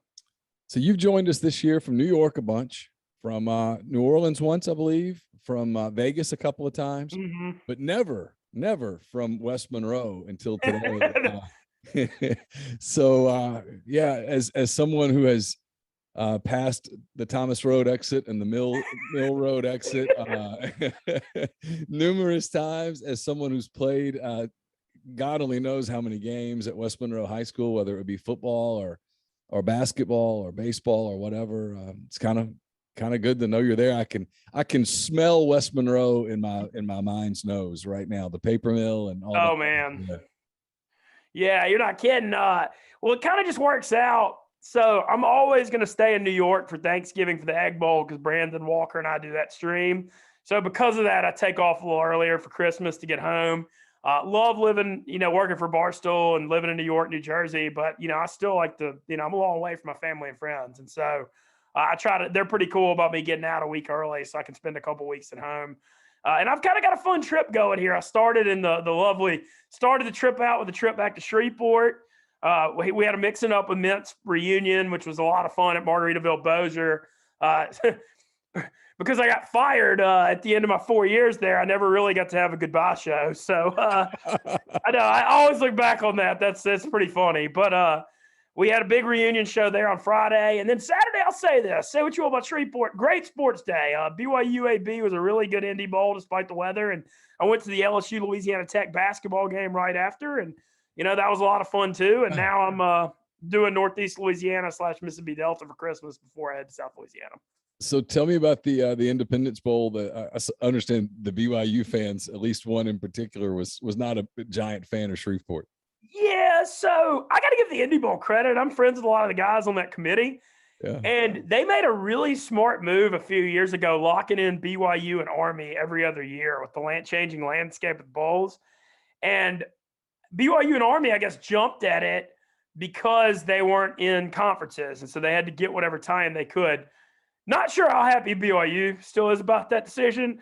So the Indy Bowl on Saturday was like 20-mile-an-hour winds, and it was like pouring down rain and like high 30s, lower 40s. I mean, I had like a field pass to go on the field, and it was so bad that I saw the weather report at halftime was supposed to quit raining. So I did the lazy man's approach and just waited until it stopped raining. Went in the second half. The few thousand people that were there saw a heck of a game. It was a really good game between BYU and UAB. They actually got 3.2 million views on ABC. So at least that's a positive. But, BYU brought some fans. But this BYU writer or fan or whatever kind of wrote a little bit of an ode to Shreveport that, was talking about, I believe his quote was, all I saw are bail bond signs and boarded up businesses everywhere. And Fairgrounds Field, where I used to watch the Shreveport Captains when I was a kid. Yeah. My dad and I used to go, his quote was, look like a scene out of World War Z with graffiti everywhere and vines going everywhere because they never tore down the baseball stadium. And tough look for the old port. Was it the Shreveport Captains that used to play there? That was the minor. Yeah, they were AA. I used to go there when I was a kid. I remember I used to go see them there, and then I'd go see the Jackson Generals in Jackson. And yeah, it was probably not the best thing for Shreveport, but at least for the Indy Bowl, though, props to them. They did get the game moved up to the Saturday before Christmas, and I think they were really just worried about the TV money. And getting 3.2 million views on ABC is a positive for them, even if the game atmosphere was lacking. Shreveport for me will always be kind of a sentimental place because as a kid in the fall, we would always go to the Louisiana State Fair, like a church group or whatever, and we'd go to the State Fair and I didn't know any better. That's all I ever knew was North Louisiana. And so we went to the State Fair, and you go to the State Fair and you hang out at the State Fair, and we'd ride the big slide and stuff. And then at night we'd go to the Louisiana Tech Northwestern State game. That was the State Fair Classic. You go to that game. When the game was over, you'd get back on the buses and head back to Ruston, and you'd be home in an hour. And so for me, Shreveport was always that. And then I got to play at State Fair Stadium once. It was all I remember about that game was it was really, really cold. It was really, really cold. And in warm-ups, we all had gloves on. I was a defensive back, basically, and we all had gloves on because we were freezing, and none of us could catch with the gloves. And so they made us take our gloves off so that we could catch. And, of course, then our hands froze. And all I remember about that game was just how cold it was. That's literally – I can't remember who we played. We played Fair Park or somebody. We played a Shreveport team, and we beat them. But that's all I remember. I just remember it was so cold, and the locker room was an absolute dump where we were. I mean, there was like. Well, I guarantee you the locker room hadn't changed. I've been to more than my fair share of Indy Bowls. The one I remember best was the Ole Miss Nebraska game. Yeah. because I almost got thrown out of the game before halftime when DeWan Gross ran a punt back. And they were selling plastic beer bottles in the game. And I was a young hothead at that point and took everything liver dying. And I think I might have slammed the plastic bottle down when he ran that punt back. And you got to do something to almost get tossed out of the Indy Bowl. I felt like that was probably not my finest moment, but at least Ole Miss fucking won. I've been to my share of Indy Bowls. I saw Louisiana Tech play Maryland maybe one time. Yes, that was a tie game back in like 1990, I think. Yeah, I went to that one. I've been to several of them. So yeah, a lot of memories of that place. I guess Ole Miss Baylor. We'll talk about the game a little bit, then we'll talk about the season some. The game itself, kind of how difficult, let me ask it this way, from a betting standpoint, how hard is it to sort of predict what a bowl game is going to be like when teams haven't played in 3 or 4 weeks? That part of it's tough, but this thing, I mean, I sound like the homer a little bit, but man, I just believe in the Matt Corral, Lane Kiffin combo, that he doesn't want to leave here without a win. And I know that's kind of like cheesy homer way of looking at it, but I just feel like Corral's attitude is very infectious to this team. I mean, we're looking at, you see Kenny Pickett and all these guys opting out, and Corral just came out and said, there's no chance in hell I'm opting out. I'm not letting these guys down. They've been here for me. And I feel like that attitude reverberates to the team. As far as the matchup goes, I'm a huge David Aranda fan. I think, even before this 11-2 Big 12 title, I thought he was unbelievable. I thought those LSU fans didn't respect him near enough. And you saw what happened to that defense when he left, when it went from Aranda to Bo Pelini. And I thought Aranda did a phenomenal job in Baton Rouge. And I've been a big fan of his for a long time. And you look at, a team that goes from 2-7 to 11-2 and winning the Big 12 title in his second year, a spectacular coaching job. But this matchup is going to be about Baylor's defense versus Ole Miss's offense. Baylor does have a good running attack, but they're not the most explosive passing game. I'm not too fearful of their offense. I think they're going to try to ball control it a little bit. But the question is, can Ole Miss's offense get in a rhythm? I know what you mentioned is true. The 3 or 4 weeks off could hurt the rhythm and timing of the passing game. I think it's going to be a really good game. I mean, you're looking at a pick 'em line, but call me an SEC homer and an Ole Miss homer. I think Ole Miss is going to get this thing done. When you look back on this year, is it more about Corral than it is anybody else? Is that what will stick out in your mind? Just the season that he had, the way that he sort of seemed to put a team on his back at times? I think you look back on it, it's like the Kiffin and Corral changing the culture. Has been the big thing. It almost reminds me in a way of the way Drew Brees and Peyton did it in New Orleans. When you just totally have people come in and don't care about any of the We Are Ole Miss stuff, and that aren't from the area and aren't part of the fans, and just come in and just change everything. And you look at Corral's attitude. The way he reinvented himself this year was so impressive. I mean, I come back to the Arkansas and Tennessee game so much when Ole Miss was so banged up at receiver, and he went from a guy that was throwing it for 350 or 400 a game to winning with his legs. I mean, he was doing it by any means possible. But the other thing you got to look back on this year, though, is the improvement of the defense. You can't, you look back at 2020, Matt Corral led the nation in total offense in 2020. Yes, he improved the turnovers night and day this year. I mean, that was a big part of his maturation. But, you look back the second half of the year, and other than that first half at Auburn, the defensive effort against A&M was spectacular. It was great against LSU. It was great in the Egg Bowl at Tennessee, holding them to 26, and they were scoring a ton of points. And I thought the defense was just, before the year, I think I came on here with you and said, if the offense is going to stay really good, if the defense can improve from 130th to 50th or 60th, this team can win a ton of games. And sure, I felt like by the end of the year, it was better than that. And I think that, and you can't say enough about Sam Williams, the year he had, breaking the sack record. Chance Campbell, phenomenal. The DB, I don't know, the defensive improvement was it was staggering to me. And, and I think you got to give a lot of credit to the coaching staff too, because you used to watch Ole Miss games and you just see blown coverages and people running free all the time. I can't remember anybody running just dead free all year. Even if people made big plays, there was at least someone around them. And then, that's got to have something to do with the coaching. Yeah, we deserve a little credit for this, because when we get them wrong, people yell at us, and I understand. I'm aware. But I remember saying to people what you just said, which is, someone said, "What's the ceiling?" And I said 10-2. I think is the ceiling. I didn't think they could beat Alabama, and I just thought, asking them to win every other game was probably not realistic. And I thought they would go 9-3. I thought they'd lose to Texas A&M as well, and they won that game. So 10-2. But I remember saying, if they're going to go 10-2, defensively, they've got to be a kind of a top 50 defense. And right now they are. They are a top 50 defense today. And just imagine saying that after the Arkansas game. No. That's and that just the improvement was staggering because, when you look back on the beginning of the year, you're like, okay, Ole Miss is going to have this high-flying offense, but Ole Miss didn't really have that high-flying offense the second half of the year. Corral didn't turn the ball over. They were balanced. The running game was good. But to me, that's a credit to the team, the staff, being able to find ways to win in different ways. They didn't have to just win shootouts. So, I thought it was a phenomenal year for Ole Miss. How could it not? Obviously, Ole Miss never wins 10 games. And just seeing our brand being out nationally big again, retaining Lane Kiffin was huge. I'm happy for Jeff Lebby. He went to Oklahoma. Love that he's coaching the bowl game.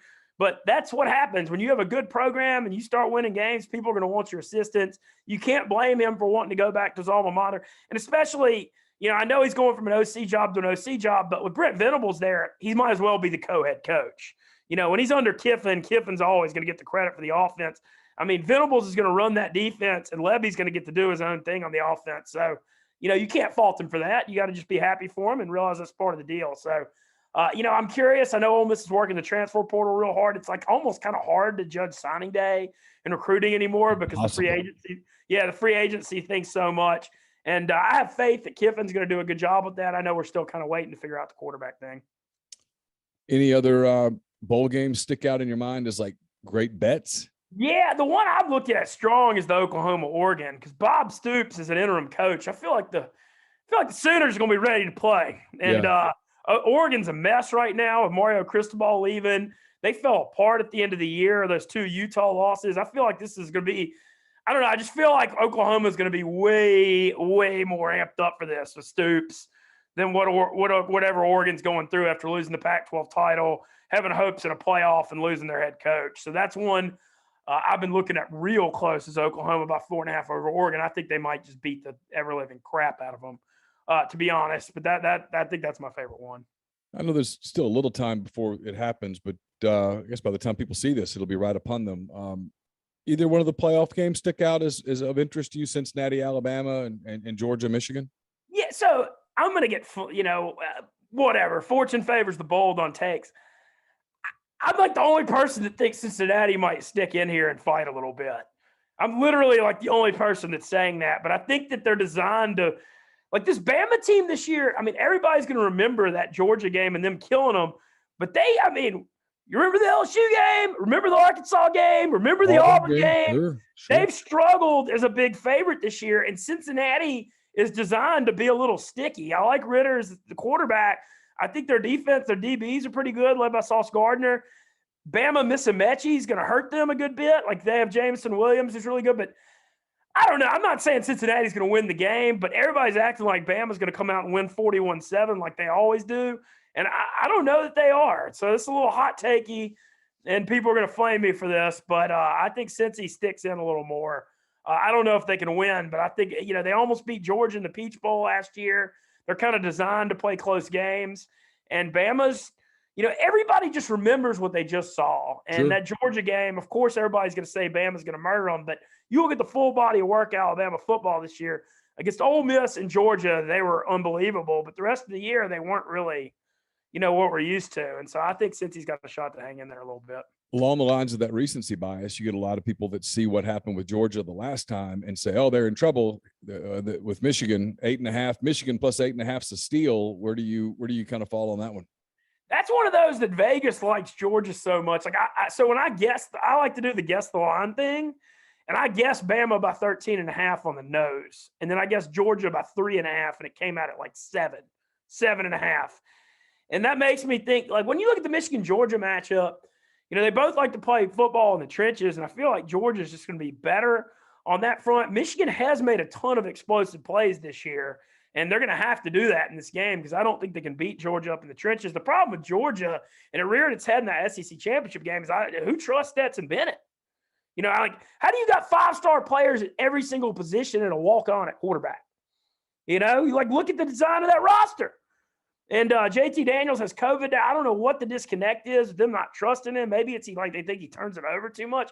But I feel like, we saw it happen in the SEC championship. Georgia can win those defensive, low scoring when they control the game flow, but they're not equipped to play shootouts as we saw in the SEC championship. But I'm still leaning Georgia in this game. Look at a couple of the other SEC wins real quick before I. I appreciate you having me. Penn State -2.5 versus Arkansas. You got that one in league play. One that's interesting to me a lot is Iowa and Kentucky. Two teams that are a lot alike, have a lot of similarities. The Stoops Iowa combination that's there. That line.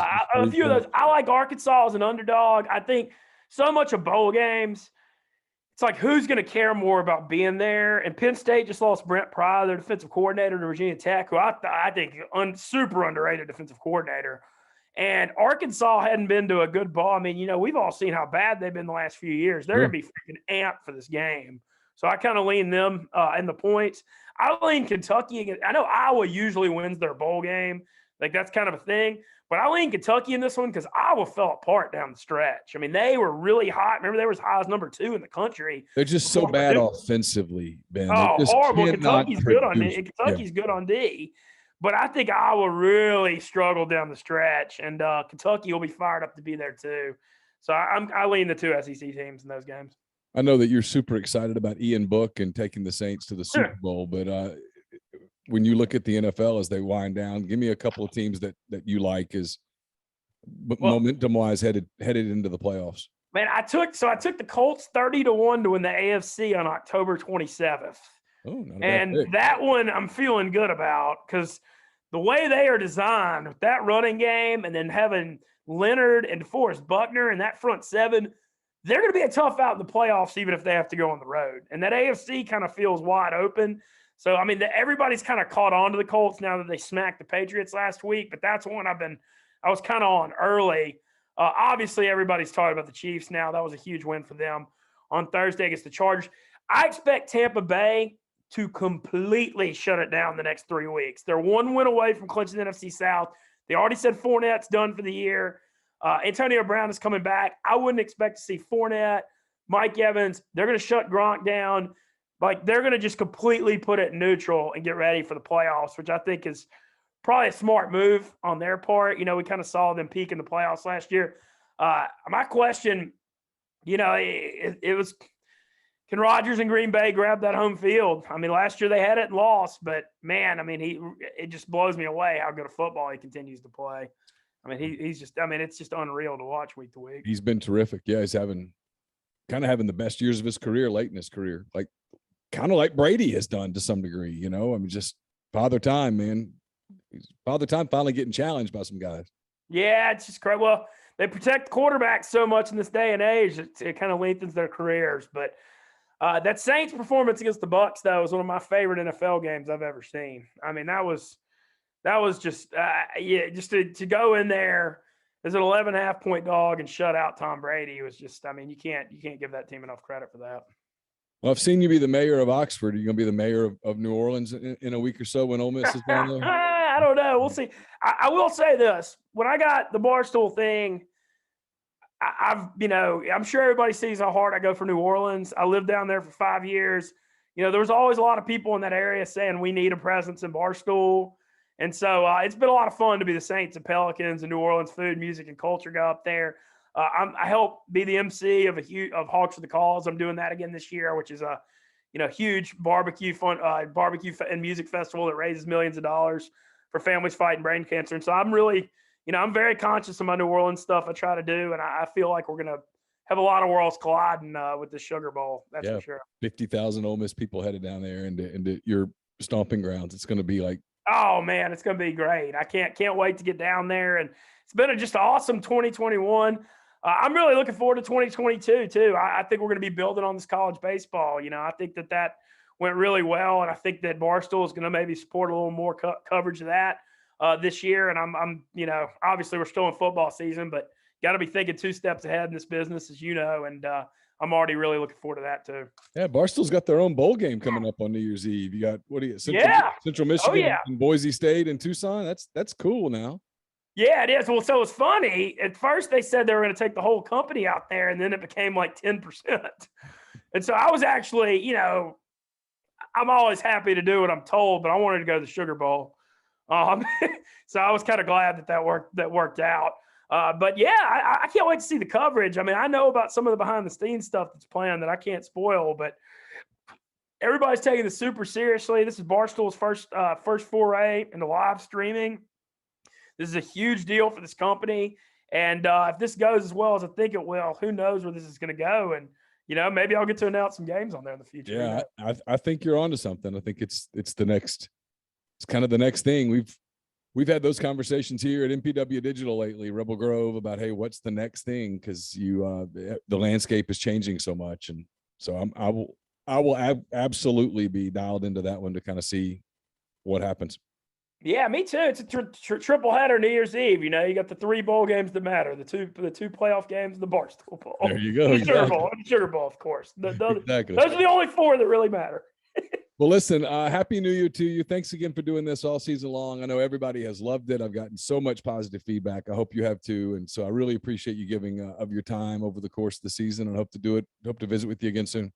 Oh, absolutely. Happy New Year's and Merry Christmas to all the Rebel fans. Any of y'all that see me in New Orleans, please feel free to say hello. It just makes my day to get to meet everybody. Thank y'all for the support. All right, Ben. Enjoy your time in West Monroe. We'll see you soon. Always do. Yeah. See you, buddy. That was Ben Mintz. Really appreciate his time. Thanks to thanks to him, I should say, and Jeffrey Wright, Brian Brown, and also, of course, Pete DeWeese for their time each and every week. 13 episodes of this show over the course of the season. Again, it's Ole Miss and Baylor on Saturday night, 7:45. It's a late game. It's probably going to start later than that because the Rose Bowl typically runs long, which means Ole Miss is going to start 7:50 something, around 8 o'clock. So what we'll do is we'll have coverage of that game. We'll get on the Zoom calls ourselves. We'll have coverage of the game after it's over. And then on Sunday night, January the 2nd, we'll have our season wrap-up show presented by Walk-Ons. We'll probably start that around 7 o'clock Central Time, and we'll go till you guys are tired of going. So we'll take your calls. We'll talk to Jeffrey Wright. We'll talk to Brian Rippey.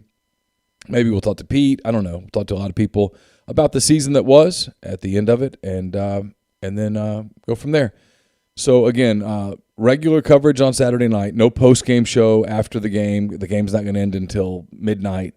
But we'll have a full show on Sunday night. We'll put that in podcast form on Monday morning, January the 3rd. And then on January the 4th, we'll resume our regular podcast. So, again, thanks to everybody who made this show possible over the course of the fall, especially thanks to the people at Walk-On Sports Bistreaux. Don't forget Oxford, Ridgeland, and other establishments all over the Southeast. Please make sure, especially the ones in Oxford and Ridgeland, that you go in, you tell them that you appreciate them sponsoring this show and making this a part of our coverage here at MPW Digital and at rebelgrove.com. So Happy New Year to everyone. Probably have some streams over the course of the rest of this week. Not sure about Thursday night. I might do something on Friday night. I don't know. But anyway, Sunday night for sure, wrapping up the 2021 football season, one that Ole Miss fans will remember for a long time. So enjoy the Sugar Bowl. If you're traveling down, be safe. And we will talk to you on Sunday night for the MPW Digital postgame show presented by Walk-On's Sports Bistreaux. Good night.